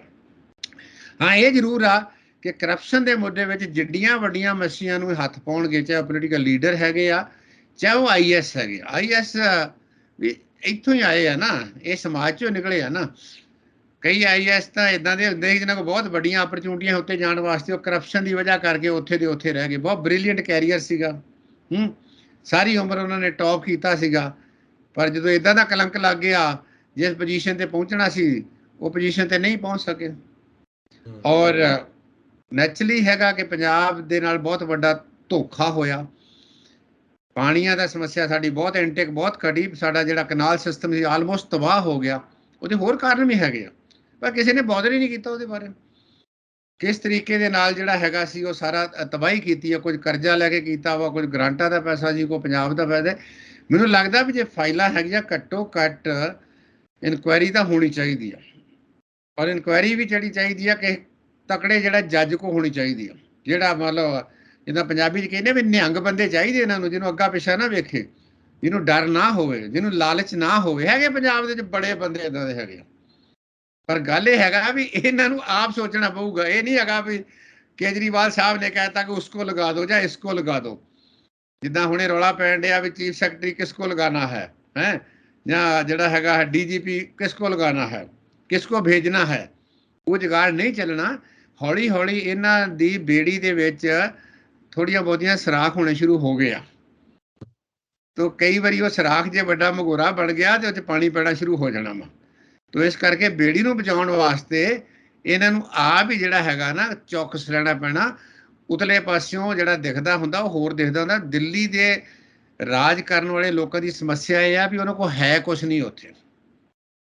ਉਹ ਸਾਰੀਆਂ ਤਾਂਘਾਂ ਜਿਹੜੀਆਂ ਹੈਗੀਆਂ ਨਾ, ਜਿਹੜੀਆਂ ਉਹਨਾਂ ਦੇ ਅੰਦਰ ਵਾਲੀਆਂ ਵੀ ਕਿੱਦਾਂ ਰਾਜ ਕਰਨਾ ਚਾਹੀਦਾ, ਪੁਲਿਸ ਉਹਨਾਂ ਕੋਲ ਨਹੀਂ ਹੈਗਾ, ਲਾ ਐਂਡ ਆਰਡਰ ਉਹਨਾਂ ਕੋਲ ਨਹੀਂ ਹੈਗਾ, ਜ਼ਮੀਨ ਉਹਨਾਂ ਕੋਲ ਨਹੀਂ ਹੈਗੇ, ਹੈ ਆਟਾ ਦਾਲ ਉਹ ਆਪਣੇ ਤਰੀਕੇ ਨਾਲ ਨਹੀਂ ਵੰਡ ਸਕਦੇ, ਉਹ ਮਿਊਨਿਸਪੈਲਿਟੀ ਤੋਂ ਵੱਧ ਨਹੀਂ ਹੈਗਾ। ਉਹ ਆਪਣੀਆਂ ਜੇ ਖਾਸਾਂ ਪੰਜਾਬ 'ਚ ਪੂਰੀਆਂ ਕਰਨਗੇ ਤੇ ਮੈਨੂੰ ਆਪਣੇ ਤਰੀਕੇ ਨਾਲ, ਤੇ ਫਿਰ ਉਹ ਜਿਹੜਾ ਪੰਜਾਬ ਦੇ ਲੋਕ ਸ਼ਾਇਦ ਉਹਨਾਂ ਲਈ ਉਹ ਕਾਊਂਟਰ ਪ੍ਰੋਡਕਟਿਵ ਹੋਊਗਾ। ਉਹ ਠੀਕ ਆ ਉਹਨਾਂ ਨੂੰ ਸਪੋਰਟ ਕਰਨ, ਪਰ ਜੇ ਸਾਹਮਣੇ ਆ ਕੇ ਆਪਣੀ ਬੱਲੇ ਬੱਲੇ ਕਰਾਉਂਦੀ ਆ ਤੇ ਫਿਰ ਇਹਦਾ ਬਹੁਤ ਕਾਊਂਟਰ ਪ੍ਰੋਡਕਟਿਵ ਹੋਊਗਾ। ਉਹ ਇਹ ਠੀਕ ਆ ਕਿ ਹਾਂ ਤੁਸੀਂ ਐਡਵਾਈਸ ਕਰੋ ਉਹਦੇ ਵਿੱਚੋਂ, ਪਰ ਜੇ ਬਿਹਾਈਂਡ ਦਾ ਕਰਟਨ ਕਰਨ। ਸੋ ਮੇਰਾ ਕਹਿਣ ਤੋਂ ਭਾਵ ਇਹ ਹੈਗਾ ਵਾ ਕਿ ਸਰਕਾਰ ਨੂੰ ਖਾਸ ਕਰਕੇ ਕਰਪਸ਼ਨ ਦੇ ਮਾਮਲਿਆਂ ਦੇ ਵਿੱਚ, ਜੋ ਕਰਪਸ਼ਨ ਬਹੁਤ ਵੱਡਾ ਇਸ਼ੂ ਆ, ਸਾਰੀ ਬਿਮਾਰੀਆਂ ਦੀ ਜੜ ਹੈਗੀ ਆ, ਸਾਰੀ ਸਮੱਸਿਆ ਦੀ ਜੜ ਹੈਗੀ ਆ। ਜੇ ਉਹਦੇ ਵਿੱਚ ਮੱਟੀਆਂ ਮੱਛੀ ਨੂੰ ਹੱਥ ਪਾਉਂਦੇ ਆ, ਚਾਹੇ ਉਹ ਪੋਲੀਟੀਕਲ ਲੀਡਰ ਹੈਗੇ ਆ, ਚਾਹੇ ਉਹ IAS ਹੈਗੇ ਲੋਕ, ਤੇ ਪੰਜਾਬ ਦੇ ਲੋਕਾਂ ਦੀ ਸਪੋਰਟ ਇਹਨਾਂ ਨੂੰ ਮਿਲਦੀ ਰਹੂਗੀ। ਭਾਵੇਂ ਕਿ ਬਹੁਤ ਖੁੱਲ੍ਹ ਕੇ ਨਾ ਮਿਲੇ, ਪਰ ਦਿਲੋਂ ਲੋਕ ਜਿਹੜੀ ਚੀਜ਼ ਇਹਨਾਂ ਨੂੰ ਚਾਹੀਦੀ ਆ, ਖਾਸ ਕਰਕੇ ਵੋਟਾਂ ਵਾਲੀ ਗੱਲ ਜਿਹੜੀ ਹੈਗੀ ਆ, ਉਹਨੂੰ ਕੁਝ ਹੱਦ ਤੱਕ ਸਸਟੇਨ ਕਰ ਲੈਣਗੇ। ਔਰ ਇਹਨਾਂ ਨੂੰ ਪਿਛਾਂਹ ਨਹੀਂ ਮੁੜਨਾ ਚਾਹੀਦਾ। ਜੇ ਪਿਛਾਂਹ ਮੁੜਦੇ ਆ ਤਾਂ ਫਿਰ ਤਾਂ ਉਹਦੀ ਸਮੱਸਿਆ ਜਿਹੜੀ ਇਹਨਾਂ ਦੀ ਹਾਲਤ ਜਿਹੜੀ ਹਾਸੋਹੀਣੀ ਹੋਊਗੀ, ਤੇ ਲੋਕੀ ਵੀ ਨਿਰਾਸ਼ ਹੋਣਗੇ। ਲੋਕੀ ਇਸ ਕਰਕੇ ਨਿਰਾਸ਼ ਹੋਣਗੇ ਕਿ ਜਿਸ ਤਰੀਕੇ ਦੇ ਨਾਲ ਲੋਕਾਂ ਨੇ ਇਹਨਾਂ ਨੂੰ ਸਪੋਰਟ ਕੀਤੀ ਆ, ਉਹ ਮੇਰੇ ਖਿਆਲ ਉਹ ਵੀ ਅਨਪ੍ਰੈਸੀਡੈਂਟਡ ਹੈਗਾ ਵਾ। ਇਸ ਕਰਕੇ ਚਾਹੀਦਾ ਵਾ ਕਿ ਉਹਨਾਂ ਨੂੰ ਇੱਕ ਵਾਰੀ ਜਿਹੜਾ ਉਹਨਾਂ ਨੇ ਜੇ ਗਲਤ ਕੰਮ ਕੀਤੇ, ਹਾਂ ਇਹ ਜ਼ਰੂਰ ਹੈਗਾ ਕਿ ਕਈ ਵਾਰੀ ਆਂਦੇ ਹੁੰਦੇ ਨਾ ਉਹ ਘੁਣ ਵੀ ਪਿਸ ਜਾਂਦਾ ਵਾ, ਕਈ ਵਾਰੀ ਨਾਲ ਉੱਦਾਂ ਵੀ ਲੋਕ ਤੁਰ ਜਾਂਦੇ ਆ। ਪਰ ਇਹ ਜ਼ਰੂਰ ਤਸੱਲੀ ਕਰਨੀ ਚਾਹੀਦੀ ਆ ਵੀ ਜਿਹੜਾ ਕਲਪਰੇਟ ਹੈਗਾ ਵਾ ਉਹਨੂੰ ਸਜ਼ਾ ਮਿਲੇ।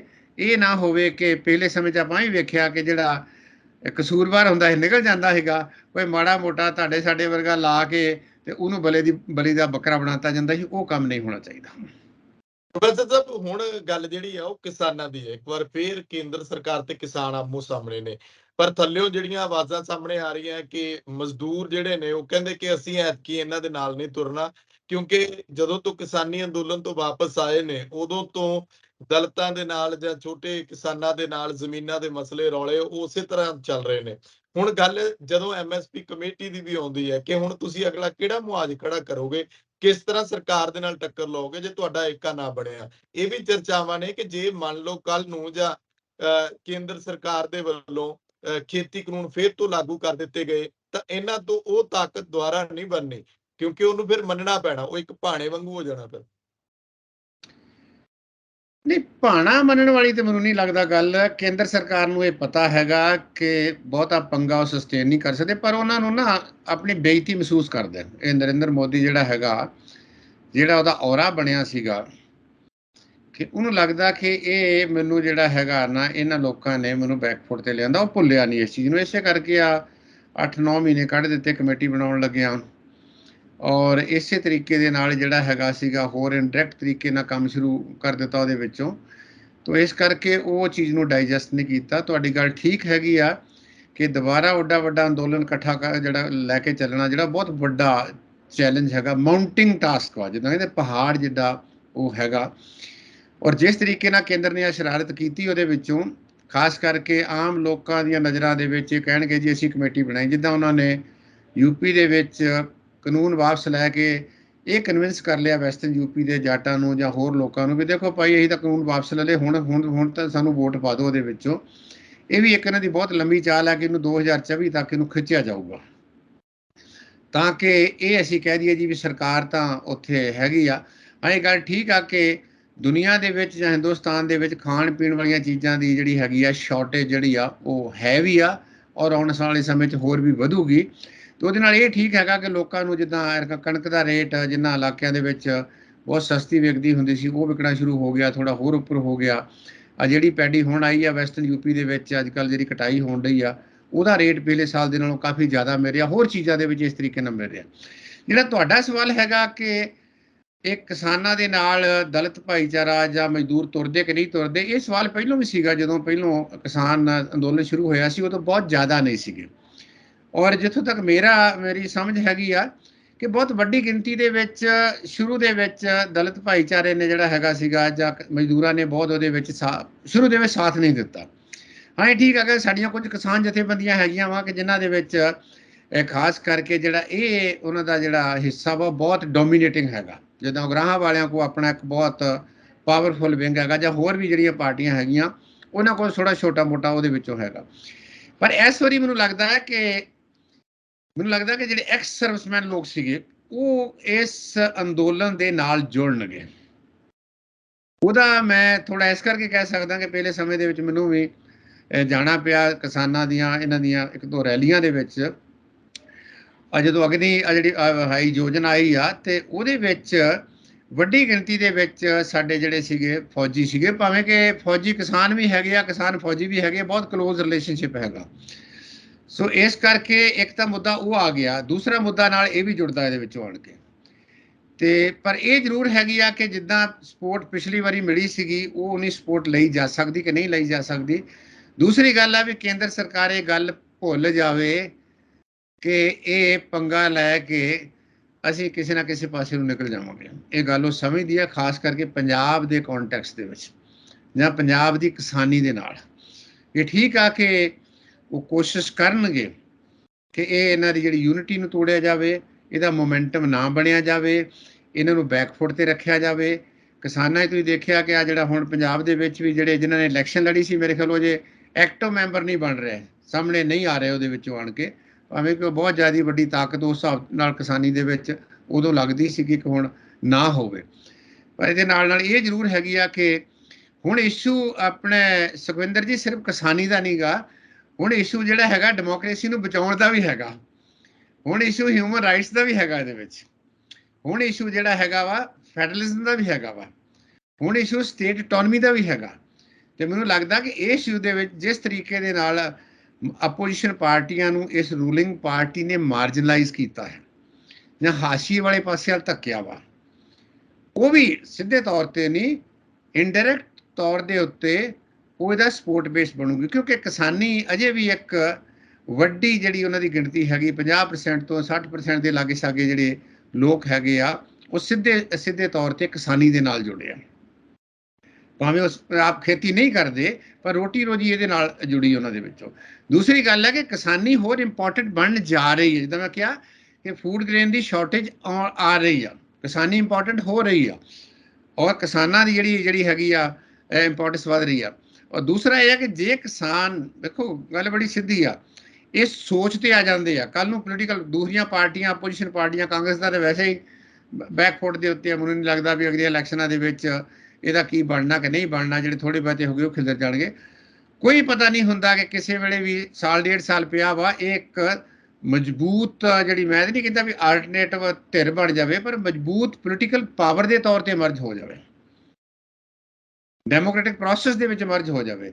ਉੱਥੇ ਨੰਬਰ ਦੀ ਲੋੜ ਨਹੀਂ ਹੁੰਦੀ, ਉੱਥੇ ਕੁਆਲਿਟੀ ਦੀ ਲੋੜ ਹੁੰਦੀ ਹੈ। ਜੇ ਤੁਹਾਡੇ ਕੋਲ ਹੁਣ ਥੋੜੇ ਬੰਦੇ ਹੀ ਹੋਣ ਭਾਵੇਂ, ਪਰ ਜਿੱਦਾਂ ਹੁੰਦਾ ਨਾ ਵੀ ਡੰਡੇ 'ਚ ਝੰਡਾ ਉਡਾਉਣ ਵਾਲੇ ਹੋਣ ਬੰਦੇ ਜਿਹੜੇ ਡਟੇ ਪਏ ਆ, ਜਿਹੜੇ ਅਸੂਲਾਂ ਦੇ ਡਟੇ ਪਏ ਆ, ਜਿਹੜੇ ਵਿਕਣ ਵਿਕਾਉਣ ਵਾਲੇ ਨਹੀਂ ਹੈਗੇ, ਕਿਉਂਕਿ ਲੌਜਿਕ ਹੈਗਾ ਉਹਨਾਂ ਦੇ ਕੋਲ, ਆਰਗੂਮੈਂਟ ਹੈਗਾ। ਇਸ ਵੇਲੇ ਕਿਸਾਨੀ ਕੋ ਆਰਗੂਮੈਂਟ ਹੈਗਾ, ਕਿਸਾਨ ਲੀਡਰਾਂ ਕੋ ਆਰਗੂਮੈਂਟ ਹੈਗਾ, ਉਹ ਕਨਵਿੰਸ ਕਰ ਰਹੇ ਲੋਕਾਂ ਨੂੰ। ਔਰ ਉਹਦੇ ਨਾਲ ਖਾਸ ਕਰਕੇ ਜਿਹੜੇ ਮੁੱਦੇ ਹੁਣ ਉਹਨਾਂ ਨੇ ਕਿਸਾਨੀ ਦੇ ਨਾਲ ਜਵਾਨੀ ਦਾ ਮੁੱਦਾ ਚੁੱਕਿਆ ਹੈਗਾ, ਜਾਂ ਜਿਹਦੇ ਨਾਲ ਖਾਸ ਕਰਕੇ ਇਸ ਵੇਲੇ ਜਿਹੜਾ ਜੋ ਹਾਲ ਸਾਡੇ ਹਿਊਮਨ ਰਾਈਟਸ ਦਾ ਇਸ਼ੂ ਦਾ ਹੈ, ਜੋ ਡੈਮੋਕ੍ਰੇਸੀ ਦਾ ਹੋ ਰਿਹਾ, ਔਰ ਜਿਸ ਤਰੀਕੇ ਦੇ ਨਾਲ ਸੰਸਥਾਵਾਂ ਨੂੰ ਬੁਲਡੋਜ਼ ਕੀਤਾ ਜਾ ਰਿਹਾ, ਔਰ ਜਿਸ ਤਰੀਕੇ ਦੇ ਨਾਲ ਇੱਕ ਕਿਸਮ ਦਾ ਜਿਹੜਾ ਹੈਗਾ ਮਾਈਵੇ ਔਰ ਹਾਈਵੇ ਦਾ ਇੱਕ ਰਸਤਾ ਤਿਆਰ ਕੀਤਾ ਜਾ ਰਿਹਾ, ਜਾਂ ਜਿਸ ਕਿਸਮ ਦਾ ਆਰਥਿਕ ਸੰਕਟ ਸਾਡੇ ਸਾਹਮਣੇ ਦਿਖਾਈ ਦੇ ਰਿਹਾ ਜਾਂ ਸਾਡੇ ਆਲੇ ਦੁਆਲੇ ਹੋ ਰਿਹਾ, ਇਸ ਕਰਕੇ ਕਿਸਾਨ ਜੇ ਉਨੀ ਗਿਣਤੀ 'ਚ ਨਹੀਂ ਹੈਗੀ, ਪਰ ਜੇ ਆਪਣਾ ਏਜੰਡਾ ਲੈ ਕੇ ਚੱਲਦੇ ਆ, ਤੇ ਮੈਨੂੰ ਨਹੀਂ ਲੱਗਦਾ ਵੀ ਇਹ ਸਰਕਾਰ ਲਈ ਬਹੁਤ ਆਸਾਨ ਹੈਗਾ ਵਾ ਕਿ ਉਹਨਾਂ ਨੂੰ ਜਿਹੜਾ ਹੈਗਾ ਬੁਲਡੋਜ਼ ਕਰਨਾ ਜਾਂ ਉਹਨਾਂ ਦੀ ਪਰਵਾਹ ਨਾ ਕਰਨਾ। ਤੋ ਇਸ ਕਰਕੇ ਕਿਸਾਨਾਂ ਲਈ ਵੀ ਇਹ ਹੈਗਾ ਵੀ ਬਹੁਤ ਵੱਡਾ ਚੈਲੰਜ ਜ਼ਰੂਰ ਹੈਗਾ। ਮੈਨੂੰ ਲੱਗਦਾ ਵੀ ਉਹ ਚੈਲੰਜ ਉਹਨਾਂ ਨੇ ਐਕਸੈਪਟ ਕਰ ਵੀ ਲਿਆ ਵਾ, ਔਰ ਚੈਲੰਜ ਐਕਸੈਪਟ ਕਰਕੇ ਅਗਲੇ ਪਾਸੇ ਵੱਲ ਵਧਣ ਦੀ ਕੋਸ਼ਿਸ਼ ਵੀ ਕਰਨਗੇ। ਜੀ। ਮੇਰਾ ਮੇਰਾ ਆਖਰੀ ਸਵਾਲ ਹੈ ਸੇਖੋ ਸਾਹਿਬ ਕਿ ਗੱਲ ਤੁਰ ਪਈ ਕਿ ਜੇ ਪੰਜਾਬ ਸਰਕਾਰ ਜਿਵੇਂ ਹੁਣ ਕਹਿ ਰਹੇ ਨੇ ਕਿ ਸਾਨੂੰ ਵੀ ਕਮੇਟੀ 'ਚ ਸ਼ਾਮਲ ਕਰੋ, ਤਾਂ ਇਹਨਾਂ ਤੇ ਵੀ ਸਵਾਲ ਉੱਠਦਾ ਕਿ ਇੱਕ ਤਾਂ ਤੁਸੀਂ ਕਹਿੰਦੇ ਸੀ ਕਿ ਅਸੀਂ ਆਪਣੇ ਵੱਲੋਂ ਐਮਐਸਪੀ ਦਿਆਂਗੇ, ਤੁਸੀਂ ਜਿੰਨਾ ਕੁ ਵਾਅਦਾ ਪੂਰਾ ਕੀਤਾ ਉਹ ਚੰਗੀ ਗੱਲ ਹੈ। ਪਰ ਨਾਲੋਂ ਨਾਲ ਇਹ ਹੈ ਕਿ ਹੁਣ ਖੇਤੀ ਨੀਤੀ ਦੇ ਉੱਤੇ ਵੀ ਆ ਜਾਓ, ਪੰਜਾਬ ਦੀ ਇੱਕ ਆਪਣੀ ਖੇਤੀ ਨੀਤੀ ਹੋਣੀ ਚਾਹੀਦੀ ਹੈ। ਖੇਤੀ ਪ੍ਰਧਾਨ ਸੂਬਾ ਹੈ, ਬਜਾਏ ਇਸ ਦੇ ਕਿ ਹਰ ਵਾਰ ਤੁਸੀਂ ਕੇਂਦਰ ਵੱਲ ਨੂੰ ਅੱਖ ਚੱਕ ਦੇਖੋ। ਨਹੀਂ, ਮੇਰੇ ਖਿਆਲ ਇਹਦੇ ਨਾਲ ਨਾ ਇਹ 'ਚ ਦੇਸ਼ ਦਾ ਭਲਾ ਨਹੀਂ ਹੈ। ਅਸੀਂ ਜਿੰਨੀ ਕੰਟਰੀਬਿਊਟ ਕਰਦੇ ਹਾਂ ਸੈਂਟਰ ਪੂਲ ਨੂੰ, ਤੇ ਉਹ ਤਾਂ ਫਿਰ ਤੁਹਾਡਾ ਉਸ ਐਰਕਾ ਵੀ ਦੇਖੋਗੇ, ਐਰਕਾ ਇਹਨਾਂ ਨੇ 120 ਲੱਖ ਟਨ ਖਰੀਦਣੀ ਸੀ, 95-96 ਲੱਖ ਟਨ ਹੋਈ ਪੰਜਾਬ ਦੇ ਵਿੱਚ। ਹਾਂਜੀ। ਦੂਸਰੀ ਗੱਲ ਇਹ ਹੈਗੀ ਆ ਕਿ ਪੰਜਾਬ ਦੇ ਖਾਸ ਕਰਕੇ ਮੈਂ ਉਹੀ ਕਹਿਣਾ ਵੀ ਇਸ ਪੰਜਾਬ ਦੇ ਵਿੱਚ ਇੰਨੀ ਤਰਾਸਦੀ ਹੈਗੀ ਆ ਕਿ ਪੰਜਾਬ ਦੇ ਵਿੱਚ ਖੇਤੀਬਾੜੀ ਲਈ ਨਾ ਕੋਈ ਪਾਲਿਸੀ ਬਣੀ ਆ, ਨਾ ਕੋਈ ਇਹਨਾਂ ਨੇ ਜਿਹੜਾ ਹੈਗਾ ਉਸ ਕਿਸਮ ਦੇ ਰਿਜ਼ਰਵ ਤਿਆਰ ਕੀਤੇ ਆ। ਰਾਦਰ ਪਹਿਲੇ ਸਮੇਂ ਸੰਗਤ ਦਰਸ਼ਨ ਤੋਂ ਲੈ ਕੇ ਹੁਣ ਤੱਕ ਜੋ ਤਬਾਹੀ ਇਹਨਾਂ ਨੇ ਮੰਡੀ ਸਿਸਟਮ ਦੀ ਕੀਤੀ ਆ, ਰਿਸੋਰਸਿਸ ਦੀ ਕੀਤੀ ਆ, ਔਰ ਜਿੰਨਾ ਕ੍ਰਿਮੀਨਲ ਤਰੀਕੇ ਦੇ ਨਾਲ ਇਹਨਾਂ ਲੀਡਰਾਂ ਨੇ ਜਿਹੜੇ ਖੇਤੀਬਾੜੀ ਡਿਵੈਲਪ ਕਰਨ ਵਾਸਤੇ ਖਾਸ ਕਰਕੇ ਜਿਹੜਾ ਉੱਥੋਂ ਸੈਂਟਰ ਦੇ ਵਿੱਚੋਂ ਸੈਸ ਆਉਣਾ ਸੀਗਾ ਉਹ ਵੀ ਰੁਕਿਆ ਪਿਆ ਸੀਗਾ, ਜਾਂ ਪੈਸੇ ਦਾ ਹਿਸਾਬ ਕਿਤਾਬ ਨਹੀਂ ਰੱਖਿਆ, ਜਾਂ ਜਿਹੜੇ ਤੁਹਾਡੇ ਪੁਰਾਣੇ ਸ਼ੈੱਡ ਸੀਗੇ ਉਹ ਰਿਪੇਅਰ ਨਹੀਂ ਹੋ ਸਕੇ। ਮੈਨੂੰ ਤਾਂ ਕਈ ਵਾਰੀ ਇਹ ਲੱਗਦਾ ਹੁੰਦਾ ਵੀ ਇਹ ਸਰਕਾਰ ਨੇ ਕਿਸੇ ਨੇ ਸੋਚਿਆ ਹੀ ਨਹੀਂ। ਸਿਰਫ 50,000 ਕਰੋੜ ਰੁਪਇਆ ਚਾਹੀਦਾ ਪੰਜਾਬ ਸਰਕਾਰ ਵਾਸਤੇ, ਆਪਣਾ ਕੋਈ ਨਾ ਕੋਈ ਬਫਰ ਜਿਹੜਾ ਐਸਟ ਬਣਾ ਲੈਂਦੀ ਉਹਦੇ ਵਿੱਚੋਂ ਕਰਕੇ। 25-30,000 ਕਰੋੜ ਰੁਪਇਆ ਜਿਹੜਾ ਹੈਗਾ ਸੀ ਚਾਹੀਦਾ ਸੀ ਸੌਣੀ ਵਾਸਤੇ, 25-30,000 ਕਰੋੜ ਰੁਪਇਆ ਚਾਹੀਦਾ ਹੈ ਹਾੜੀ ਵਾਸਤੇ। ਜੇ ਇਹਨਾਂ ਕੋਲ ਇੰਨੇ ਪੈਸੇ ਹੁੰਦੇ, ਸੈਂਟਰ ਸਰਕਾਰ ਨੇ ਕਣਕ ਖਰੀਦਣੀ ਸੀ, ਝੋਨਾ ਖਰੀਦਣਾ ਸੀ, ਪਰ ਕਿਸੇ ਨੇ ਬੌਦਰ ਹੀ ਨਹੀਂ ਕੀਤਾ ਉਸ ਪਾਸੇ। ਹੁਣ ਅਸੀਂ ਬਹੁਤ ਕਸੂਤੇ ਫਸੇ ਆ। ਇਹਨੇ ਰਿਸੋਰਸਿਸ ਇੱਕ ਪਾਸੇ ਲਾਂਭੇ ਕਰਨਾ ਜਿਹੜਾ ਹੈਗਾ ਬਹੁਤ ਮੁਸ਼ਕਲ ਆ। ਪੰਜਾਬ ਦੇ ਕੋਲ ਇੰਨੀ ਇਸ ਵੇਲੇ ਨਾ ਤਾਂ ਕਪੈਸਿਟੀ ਆ। ਮੂੰਗ ਖਰੀਦੀ ਆ, ਖਰੀਦ ਕੇ ਕਾਂਜੇ ਵੇਚਣਗੇ ਨਹੀਂ, ਘਾਟਾ ਪਊਗਾ, ਫਿਰ ਉੱਥੇ ਦਾ ਉੱਥੇ ਆਜੂ ਕੰਮ। ਤੁਹਾਡੇ ਕੋਲ ਹੋਰ ਚੀਜ਼ਾਂ ਰੱਖਣ ਵਾਸਤੇ ਹੈ ਨਹੀਂ, ਐਗਰੋ ਬੇਸਡ ਇੰਡਸਟਰੀ ਨਹੀਂ ਹੈਗੀ। ਜੇ ਅੱਜ ਵੀ ਇਹ ਕੰਮ ਸ਼ੁਰੂ ਕਰ ਦੇਣ, ਹੌਲੀ ਹੌਲੀ ਐਗਰੋ ਬੇਸਡ ਇੰਡਸਟਰੀ ਬਾਰੇ ਸ਼ੁਰੂ ਕਰ ਦੇਣ, ਕੋਈ ਨਾ ਕੋਈ ਵੈਲਿਊ ਐਡੀਸ਼ਨ ਸ਼ੁਰੂ ਕਰ ਦੇਣ, ਜਾਂ ਪੰਜਾਬ ਦੇ ਵਿੱਚ ਜਿੱਦਾਂ ਘੱਟੋ ਘੱਟ, ਕਿਉਂਕਿ ਰਾਈਸ ਦਾ ਸਾਰਾ ਸਿਸਟਮ ਜਿਹੜਾ ਫੂਡ ਗ੍ਰੇਨ ਦਾ ਜਿਹੜਾ ਸਾਡਾ ਟ੍ਰੇਡ ਆ ਉਹ ਸੈਂਟਰ ਗੌਰਮੈਂਟ ਦੇ ਕੋਲ ਹੈਗਾ ਵਾ। ਜਦੋਂ ਟ੍ਰੇਡ ਸੈਂਟਰ ਗੌਰਮੈਂਟ ਦੇ ਕੋਲ ਆ, ਉਹ ਆਪਣੀ ਕਨਵੀਨੀਅੰਸ ਮੁਤਾਬਕ ਜਿਹੜਾ ਹੈਗਾ ਵਾ ਉਹ ਆਪਣਾ ਨੂੰ ਯੂਜ਼ ਕਰਦੀ ਆ। ਸਾਨੂੰ ਕਿਉਂ ਨਹੀਂ ਖੋਲ ਦਿੰਦੀ ਅਸੀਂ ਪਾਕਿਸਤਾਨ ਨੂੰ ਕਣਕ ਵੇਚ ਲਈਏ, ਇੱਥੋਂ ਪਾਕਿਸਤਾਨ ਨੂੰ ਆਪਣੇ ਰਾਈਸ ਭੇਜ ਦਈਏ। ਇੱਕ ਵਾਰੀ ਸਾਨੂੰ ਇਹ ਮੌਕਾ ਦੇਣ। ਸਾਡੇ ਪੰਜਾਬ ਦੇ ਵਿੱਚ ਪਹਿਲੇ ਸਾਲ 'ਚ ਤੁਸੀਂ ਦੇਖਿਓ ਵੀ ਕਿਸ ਤਰੀਕੇ ਦੇ ਨਾਲ ਇੱਕ ਨਵਾਂ ਇੱਕ ਜਿਹੜਾ ਹੈਗਾ ਨਵੀਂ ਜਿਹੜੀ ਪ੍ਰੋਸਪੈਰਿਟੀ ਦਾ ਰਾਹ ਖੁੱਲਦਾ ਉਹਦੇ ਵਿੱਚੋਂ। ਸਾਡੇ ਟ੍ਰੇਡ ਵੱਧਦਾ ਉਹਦੇ ਨਾਲ, ਸਾਡਾ ਜਿਹੜਾ ਬਿਜ਼ਨਸ ਵੱਧਦਾ ਉਹਦੇ ਨਾਲ, ਸਾਡੀ ਟਰਾਂਸਪੋਰਟ ਵੱਧਦੀ ਉਹਦੇ ਨਾਲ, ਸਾਡੇ ਸ਼ਹਿਰ ਜਿਹੜੇ ਉਹ ਫਲੋਰਿਸ਼ ਹੁੰਦੇ ਆ, ਸਾਡੀ ਇਨਕਮ ਵੱਧਦੀ ਉਹਦੇ ਨਾਲ, ਸਾਡੇ ਗੁਆਂਢੀਆਂ ਦੇ ਨਾਲ ਰਿਲੇਸ਼ਨ ਚੰਗੇ ਹੁੰਦੇ ਇਸ ਤਰੀਕੇ ਦੇ ਨਾਲ, ਪਰ ਨਹੀਂ ਦੇਣਾ ਉਹਦੇ ਵਿੱਚੋਂ ਕਰਕੇ। ਤੋ ਟ੍ਰੇਡ ਸੈਂਟਰ ਗੌਰਮੈਂਟ ਦੇ ਕੋਲ ਹੈਗਾ, ਅਸੀਂ ਆਪਣੇ ਕੋਲ ਸਰੈਂਡਰ ਕਰੀ ਜਾਂਦੇ ਆ। ਜਿਹੜੀਆਂ ਪਾਰਟੀਆਂ ਕਿਸੇ ਸਮੇਂ ਦੇ ਵਿੱਚ ਫੈਡਰਲਿਜ਼ਮ ਦੀਆਂ ਲੰਬੜਦਾਰ ਹੁੰਦੀਆਂ ਸੀ, ਮੈਂ ਅਕਾਲੀ ਦਲ ਦਾ ਨਾਂ ਲੈਣਾ ਚਾਹੁੰਦਾ, ਕਿਸ ਤਰੀਕੇ ਨਾਲ ਉਹਨਾਂ ਦੇ ਪੈਰਾਂ ਥੱਲੇ ਵਿਛਣ ਡਏ ਜਾ ਕੇ। ਕੀ ਲੋੜ ਸੀ ਲਾਸਟ ਮਿੰਟ ਤੇ ਸਰੈਂਡਰ ਕਰਨ ਦੀ? ਹੋਰ ਮਾਰਜਨਲਾਈਜ਼ ਹੋ ਰਿਹਾ ਇਸ ਤਰੀਕੇ ਦੇ ਨਾਲ। ਪਹਿਲੋਂ ਕਾਂਗਰਸ ਦੇ ਵੇਲੇ ਤਾਂ ਸੀਗਾ ਵੀ ਚਲੋ ਸੈਂਟਰਲਾਈਜ਼ ਗਵਰਨਮੈਂਟ ਸੀਗੀ। ਤਾਂ ਮੇਰਾ ਕਹਿਣ ਤੋਂ ਭਾਵ ਹੈਗਾ ਵਾ ਕਿ ਇਹ ਕਿਸਾਨ ਬਹੁਤ ਇੱਕ ਸੀਰੀਅਸ ਕੁਐਸਚਨ ਹੈਗਾ, ਇਹਨੂੰ ਜੋੜ ਦੀ ਲੋੜ ਹੈਗੀ ਆ। ਪੰਜਾਬ ਦੇ ਕਿਸਾਨ ਤਿਆਰ ਆ ਸਰਕਾਰ ਨਾਲ ਕੋਆਪਰੇਟ ਕਰਨ ਵਾਸਤੇ। ਸਿੱਧਾ ਝੋਨਾ ਬੀਜਣ ਦੀ ਗੱਲ ਕਰ ਦਿੱਤੀ, ਮੱਕੀ ਦੀ ਗੱਲ ਕਰ ਦਿੱਤੀ ਉਹਨਾਂ ਨੇ, ਪਰ ਕਿਉਂਕਿ ਸਾਰੀ ਪਰਚੇਜ ਜਿਹੜੀ ਸੈਂਟਰ ਵਾਲੇ ਪਾਸੇ ਵਾਲਾ, ਕੋਈ ਤੁਹਾਡੇ ਕਾਰਨ ਦੀ ਵੱਡੀ ਫੈਕਟਰੀ ਨਹੀਂ ਹੈ, ਕੋਈ ਤੁਹਾਡੇ ਕੋਲ ਆਪਣੀ ਕਪਾਹ ਦੀ ਵੱਡੀ ਫੈਕਟਰੀ ਨਹੀਂ ਹੈ। ਸਨਫਲਾਵਰ ਬੀਜਿਆ ਸੀਗਾ, ਮੁੜ ਕੇ ਫੇਲ ਹੋ ਗਿਆ ਉਹਦੇ ਵਿੱਚੋਂ ਕਰਕੇ। ਤੇਲ ਕੱਢਣ ਵਾਸਤੇ ਸਾਡੇ ਕੋਲ ਵੱਡੀ ਇੰਡਸਟਰੀ ਨਹੀਂ ਉਹਦੇ ਵਿੱਚੋਂ ਕਰਕੇ ਹੈ। ਸਿਟਰਸ ਫੂਡ ਵਾਸਤੇ ਮੈਨੇਜ ਕਰਨ ਵਾਸਤੇ ਸਾਡੇ ਕੋਲ ਇੰਡਸਟਰੀ ਨਹੀਂ ਹੈਗੀ। ਇਹ ਨਹੀਂ ਹੈਗਾ ਕਿ ਸਿਰਫ ਸਾਨੂੰ ਬਾਹਰੋਂ ਕਿਸੇ ਨੇ ਨਹੀਂ ਆਉਣਾ ਇਹ ਪਾਸੇ ਵੱਲ। ਬਾਹਰੋਂ ਇਸ ਕਰਕੇ ਨਹੀਂ ਆਉਣਾ ਕਿ ਸਾਡਾ ਤੰਤਰ ਬਹੁਤ ਕਰਪਟ ਆ। ਔਰ ਹੁਣ ਤਾਂ ਹੋਰ ਚੱਕਰ ਹੋ ਗਿਆ, ਜਿਹੜਾ ਨਵਾਂ ਗੈਂਗਸਟਰ ਵਾਲਾ ਕੰਮ ਸ਼ੁਰੂ ਹੋ ਗਿਆ। Law and order the situation ਕਿੰਨੀ ਮਾੜੀ ਆ, ਕਿਹੜਾ ਬੰਦਾ ਇੱਥੇ ਆ ਜਾਊਗਾ? ਪੋਲੀਟੀਕਲ ਲੀਡਰ ਇੱਕ ਸਮੇਂ ਤੇ ਇਹ ਬਦਨਾਮ ਹੁੰਦੇ ਸੀਗੇ ਵੀ ਉਹ ਹਿੱਸਾ ਮੰਗਦੇ ਸੀਗੇ। ਕਦੀ ਕਹਿੰਦੇ ਸੀ ਉਹ ਜਲੰਧਰ ਵਾਲੀ ਹਵੇਲੀ ਉਹਨੇ ਖਰੀਦ ਲਈ ਆ ਜੀ, ਆਹ ਬ੍ਰੈਡ ਜਿਹੜੀ ਹੈਗੀ ਇਹਦਾ 1 ਰੁਪਿਆ ਰੇਟ ਵੱਧ ਗਿਆ ਜੀ, ਰਾਤੋਂ ਰਾਤ 5 ਰੁਪਏ। ਉਹ ਕਹਿੰਦੇ ਜੀ 1 ਰੁਪਿਆ ਤੋਂ ਲੀਡਰ ਨੂੰ ਕਹਿੰਦਾ ਮੈਨੂੰ ਦਿਓ, ਤੁਸੀਂ ਤੁਹਾਡਾ ਇੰਨਾ ਵਿਕਦਾ ਉਹਦੇ ਵਿੱਚ। ਇਸ ਕਿਸਮ ਦੀਆਂ ਧਾਰਨਾਵਾਂ ਬਣ ਗਈਆਂ। ਸੋ ਇਸੇ ਕਰਕੇ ਮੈਂ ਬਾਰ-ਬਾਰ ਕਹਿੰਦੇ ਵੀ ਇਹ ਸਰਕਾਰ ਕੋਲ ਬਹੁਤ ਜ਼ਿਆਦਾ ਚੈਲੰਜ ਹੈਗੇ ਆ। ਇਹ ਸਰਕਾਰ ਕੋਲ ਬਹੁਤ ਸਾਰੇ ਟਾਸਕ ਹੈਗੇ ਆ, ਔਰ ਇਹ ਟਾਸਕ ਇੱਕ ਬੰਦੇ ਨੂੰ ਦੇ ਵੱਸ ਦਾ ਰੋਗ ਨਹੀਂ ਹੈ ਕਿ ਮੁੱਖ ਮੰਤਰੀ ਇੰਨਾ ਸਿਆਣਾ ਹੋ ਜਾਊਗਾ ਜਾਂ ਮੁੱਖ ਮੰਤਰੀ ਨੂੰ ਹਰ ਚੀਜ਼ ਦਾ ਜਿਹੜਾ ਹੈਗਾ ਵਾ ਉਹ ਨੌਲੇਜ ਹੈਗਾ ਵਾ। ਉਹਦੇ ਕੋਲ ਵੀ 24 ਘੰਟੇ ਆ। ਇਸੇ ਕਰਕੇ ਮੈਨੂੰ ਲੱਗਦਾ ਕਿ ਇਸ ਮੁੱਖ ਮੰਤਰੀ ਨੂੰ ਪੰਜਾਬ ਦੇ ਹਿਤੈਸ਼ੀ, ਚਾਹੇ ਉਹ ਐਗਰੀਕਲਚਰ ਸਾਇੰਟਿਸਟ ਹੈਗੇ ਆ, ਚਾਹੇ ਉਹ ਹੋਰ ਸਮਾਜਿਕ ਵਿਗਿਆਨੀ ਹੈਗੇ ਆ, ਚਾਹੇ ਉਹ ਮੈਡੀਕਲ ਵਾਲੇ ਹੈਗੇ ਆ, ਚਾਹੇ ਇੰਡਸਟਰੀਲਿਸਟ ਹੈਗੇ ਆ, ਜਿਹੜੇ ਪੰਜਾਬ ਹਿਤੈਸ਼ੀ ਆ, ਉਹਨਾਂ ਦਾ ਵਰਕਿੰਗ ਗਰੁੱਪ ਬਣਾ ਕੇ ਉਹਨਾਂ ਨੂੰ ਆਟੋਨਮੀ ਦੇਣੀ ਚਾਹੀਦੀ, instead of ਰਿਲਾਈਂਗ on the bureaucracy. ਅੱਜ ਆਹ ਚੀਫ ਸੈਕਟਰੀ ਬਦਲ ਦਿਓ, ਕੱਲ ਨੂੰ ਦੂਸਰਾ ਲੈ ਆਓ, ਕੱਲ ਨੂੰ ਤੀਸਰਾ ਸੈਕਟਰੀ ਲੈ ਜਾਓ। ਉਹਨਾਂ ਨੂੰ ਡਿਕਟੇਟ ਕਰੋ। Focus on specialist. ਜਿਹੜਾ ਬੰਦਾ ਜੇ ਫੀਲਡ ਦਾ ਸਪੈਸ਼ਲਿਸਟ ਆ ਉਹਨਾਂ ਗੜੀ ਟਾਸਕ ਰੱਖ ਦਿਓ। ਤੁਹਾਡੇ ਕੋਲ ਬਹੁਤ ਵਧੀਆ ਐਗਰੀਕਲਚਰ ਸੈਂਟਰਸ ਹੈਗੇ ਵੀ ਭਾਈ ਮੈਨੂੰ ਦੱਸੋ ਮੈਂ ਕੀ ਕਰਨਾ। ਬਿਗਨਿੰਗ ਆ, ਪਹਿਲਾ ਸਟੈਪ ਲੈਣਾ ਪੈਣਾ। ਭਾਵੇਂ ਤੁਸੀਂ ਆਟੇ ਦੀਆਂ ਚੱਕੀਆਂ 4 ਚੰਗੀਆਂ ਲਾ ਲਓ ਉਹਦੇ ਵਿੱਚੋਂ, ਭਾਵੇਂ ਤੁਸੀਂ ਬਾਸਮਤੀ ਚੌਲਾਂ ਨੂੰ ਬਣਾਉਣ ਵਾਲੀਆਂ ਜਿਹੜੇ ਹੈ ਛੋਟੇ ਮਿੱਲ ਲਾ ਦਿਓ ਉਹਦੇ ਵਿੱਚੋਂ। ਇੱਥੋਂ ਸ਼ੁਰੂ ਕਰੋ ਕੰਮ, ਫਿਰ ਅਸੀਂ ਆਪਣੀ ਐਗਰੀਕਲਚਰ ਦਾ ਜਿਹੜਾ ਕੋਈ ਨਾ ਕੋਈ ਕਰ ਸਕਦੇ ਹਾਂ। ਐਗਰੀਕਲਚਰ ਨੇ ਕ੍ਰਾਈਸਿਸ ਦੇ ਵਿੱਚ ਰਹਿਣਾ ਇਸ ਕਰਕੇ ਹੈਗਾ ਕਿ ਸਾਡੇ ਖੇਤ ਬਹੁਤ ਛੋਟੇ ਹੋ ਗਏ, ਔਰ ਉਹਦੇ ਵਿੱਚ ਆਮਦਨ ਵਧਾਉਣ ਵਾਸਤੇ ਸਾਨੂੰ ਜਿਹੜਾ ਜਿੱਦਾਂ ਦਾ ਕੰਮ ਕਰਨਾ ਚਾਹੀਦਾ ਉੱਦਾਂ ਦਾ ਕਲਚਰ ਬਣਾਉਣਾ ਚਾਹੀਦਾ। ਜਿੱਦਾਂ ਸਾਊਥ ਈਸਟ ਏਸ਼ੀਅਨ ਕੰਟਰੀਜ਼ ਹੈਗਾ ਵਾ, ਨਿੱਕੇ ਕੰਮ ਕਰਨੇ ਪੈਣੇ ਆ। ਜਿੱਦਾਂ ਨਾ ਕਮਾਦ 4 ਕਨਾਲ ਕਮਾਦ ਬੀਜ ਲਓ, ਕਹਿਣਾ ਤਾਂ ਵੈਸੇ ਸੌਖਾ ਹੈਗਾ, ਉਹਦੇ ਵਿੱਚੋਂ ਰੋਹ ਵੀ ਤੁਸੀਂ ਵੇਚਣੀ ਸ਼ੁਰੂ ਕਰ ਲਓ। ਆਪ ਕੋਈ ਵੀ ਕਰ ਸਕਦਾ, ਮੈਂ ਨਹੀਂ ਕਹਿੰਦਾ ਵੀ ਸਾਰੇ ਕਰਨ। ਸਾਰਾ ਸਿਆਲ ਤੁਹਾਡੀ ਆਮਦਨ ਆ ਸਕਦੀ ਰੋਜ਼ ਦੀ ਰੋਜ਼। 50 ਗਲਾਸ ਤੁਸੀਂ ਰੋਹ ਦੇ ਵੇਚ ਲਓ ਤੇ ਤੁਹਾਨੂੰ 500 ਰੁਪਈਆ ਇੱਕ ਬੰਦਾ ਲਿਆ ਸਕਦਾ, ਭਾਵੇਂ ਰੇਹੜੀਆਂ ਲਵਾ ਕੇ ਕੰਮ। ਮੈਂ ਕਹਿਣ ਤੋਂ ਭਾਵੇਂ ਹੈਗਾ ਸਾਨੂੰ ਤੁਰਨਾ ਪੈਣਾ ਇਸ ਪਾਸੇ। ਸਾਡੀ ਜਿਹੜੀ ਬਹੁਤ ਵੱਡੀਆਂ ਐਕਸਪੈਕਟੇਸ਼ਨ ਆ, ਸਾਡੀ ਕੈਪੈਸਿਟੀ ਕੈਪੇਬਿਲਿਟੀ ਨਹੀਂ ਹੈਗੀ, ਉਹ 'ਚ ਮਿਸਮੈਚ ਹੈਗਾ ਵਾ। ਸਾਨੂੰ ਉਹਨਾਂ ਨੂੰ ਜਿਹੜਾ ਹੈਗਾ ਨਾ ਉਹਨੂੰ ਬ੍ਰਿਜ ਕਰਨਾ ਪੈਣਾ ਉਹਦੇ ਵਿੱਚੋਂ। ਉਹਦੇ ਲਈ ਸਰਕਾਰਾਂ ਨੂੰ ਇਨੀਸ਼ੀਏਟਿਵ ਲੈਣਾ ਪੈਣਾ, ਸਰਕਾਰਾਂ ਨੂੰ ਉਹ ਲੈਵਲ ਤੇ ਆਉਣਾ ਪੈਣਾ, ਔਰ ਇਹਨਾਂ ਨੂੰ ਆਪਣੀ ਮੈਂ ਮਾਰਨੀ ਪੈਣੀ ਆ। ਇਹਨਾਂ ਨੂੰ ਵੀ ਵਾਲੇ ਪਾਸੇ ਤੁਰਨਾ ਪੈਣਾ, ਤੇ ਇਹਨਾਂ ਨੂੰ ਆਪਣੀ ਨਿਰਭਰਤਾ ਜਿਹੜੀ ਹੈਗੀ ਆ ਨਾ ਦੂਸਰਿਆਂ ਦੇ ਉੱਤੋਂ ਜਿਹੜੇ ਹੈਗੇ ਆ ਉਹਨਾਂ ਦੇ ਉੱਤੋਂ ਥੋੜੀ ਘੱਟ ਕਰਨੀ ਪਊਗੀ। ਹਾਂ ਰੱਖੋ, ਨਾਲ ਉਹਨਾਂ ਨੂੰ ਡਿਕਟੇਟ ਕਰੋ, ਉਹਨਾਂ ਕੋਲ ਡਿਕਟੇਸ਼ਨ ਨਾ ਲਓ, ਉਹਨਾਂ ਦੇ ਗੋਡੀ ਹੱਥ ਨਾ ਲਵਾਓ, ਨਾ ਉਹਨਾਂ ਕੋਲ ਲਵਾਓ, ਨਾ ਉਹਨਾਂ ਦੇ ਲਾਓ, ਨਾ ਇੰਪ੍ਰੈਸ਼ਨ ਬਣ ਦਿਓ ਕਿ ਉਹ ਡਿਕਟੇਟ ਕਰਦੇ ਆ। Give freedom to your MLAs। ਜਿਹੜਾ ਗਲਤ ਕਰਦਾ ਉਹਨੂੰ ਟੰਗੋ, ਜਿੱਦਾਂ ਤੁਸੀਂ ਮਾਨਸੀ ਵਾਲਾ ਟੰਗਿਆ ਵਾ, ਬਹੁਤ ਵਧੀਆ ਗੱਲ ਹੈਗੀ ਆ। ਇਸ ਸਰਕਾਰ ਦਾ ਸਭ ਤੋਂ ਵੱਡਾ ਐਡਵਾਂਟੇਜ ਹੈਗਾ ਕਿ ਇੱਥੇ MLA ਨੂੰ ਤੇ ਮੰਤਰੀਆਂ ਦੇ ਦਿਮਾਗ ਦੇ ਵਿੱਚ ਇਹ ਗੱਲ ਬੜੀ ਕਲੀਅਰ ਆ ਵੀ ਨਥਿੰਗ ਇਜ਼ ਪਰਮਾਨੈਂਟ ਹੀਅਰ। ਕਿਸੇ ਵੇਲੇ ਕਿਹਦੀ ਫੱਟੀ ਪੋਚੀ ਜਾ ਸਕਦੀ ਆ, ਜਿਹੜਾ ਅਕਾਲੀ ਸਰਕਾਰ ਦੇ ਵਿੱਚ ਤੇ ਕਾਂਗਰਸ ਸਰਕਾਰ 'ਚ ਨਹੀਂ ਸੀ ਹੁੰਦਾ। ਪੱਕਾ ਪਤਾ ਹੁੰਦਾ ਸੀ ਵੀ ਸਾਡੀ ਕੁੰਡੀ ਉੱਥੇ ਜੁੜੀ ਆ, ਜਾਂ ਸਾਡਾ ਟੱਬਰ, ਸਾਡਾ ਅਕਾਲੀਆਂ ਦੇ ਵਿੱਚ ਤਾਂ ਟੱਬਰ ਹੀ 40-50 ਬੰਦੇ ਤੋਂ ਉਹਦੇ ਰਿਸ਼ਤੇਦਾਰ ਜਿਹੜੇ ਸੀ ਇੱਧਰ ਉੱਧਰ ਆਏ ਸੀ, ਕਿੱਥੇ ਜਾਣਾ ਸੀ ਕਿਸੇ ਪਾਸੇ ਵੱਲ। ਕਾਂਗਰਸ ਦੇ ਵਿੱਚ ਕੋਈ ਦਿੱਲੀ ਵਾਲਾ ਸੀਗਾ, ਕੋਈ ਚੰਡੀਗੜ੍ਹ ਵਾਲਾ ਸੀਗਾ, ਕੋਈ ਰਾਜਾ ਸੀ, ਕੋਈ ਮਹਾਰਾਜਾ ਸੀ, ਕੋਈ ਪੈਸਿਆਂ ਵਾਲਾ ਸੀਗਾ, ਕੋਈ ਹੋਰ ਚੌਧਰੀ ਸੀ, ਕੋਈ ਜਾਤ ਵਾਲਾ ਸੀ, ਕੋਈ ਧਰਮ ਵਾਲਾ ਸੀਗਾ। ਇਹ ਸਰਕਾਰ ਕੋਲ ਇਹ ਗੋਡ ਗਿਫਟਡ ਜਿਹੜਾ ਇਹਨਾਂ ਦੇ ਕੋਲ ਅਪਰਚੂਨਿਟੀ ਹੈਗੀ ਆ। ਇਹ ਜੇ ਆਪ ਸਾਫ਼ ਨੀਤ ਨਾਲ ਚੱਲੀ ਜਾਣ ਤੇ ਇਹਨਾਂ ਦੇ ਬੰਦੇ ਐ ਕੰਨ 'ਚ ਪਾਇਆ ਨਹੀਂ ਰੜਕ ਸਕਦੇ।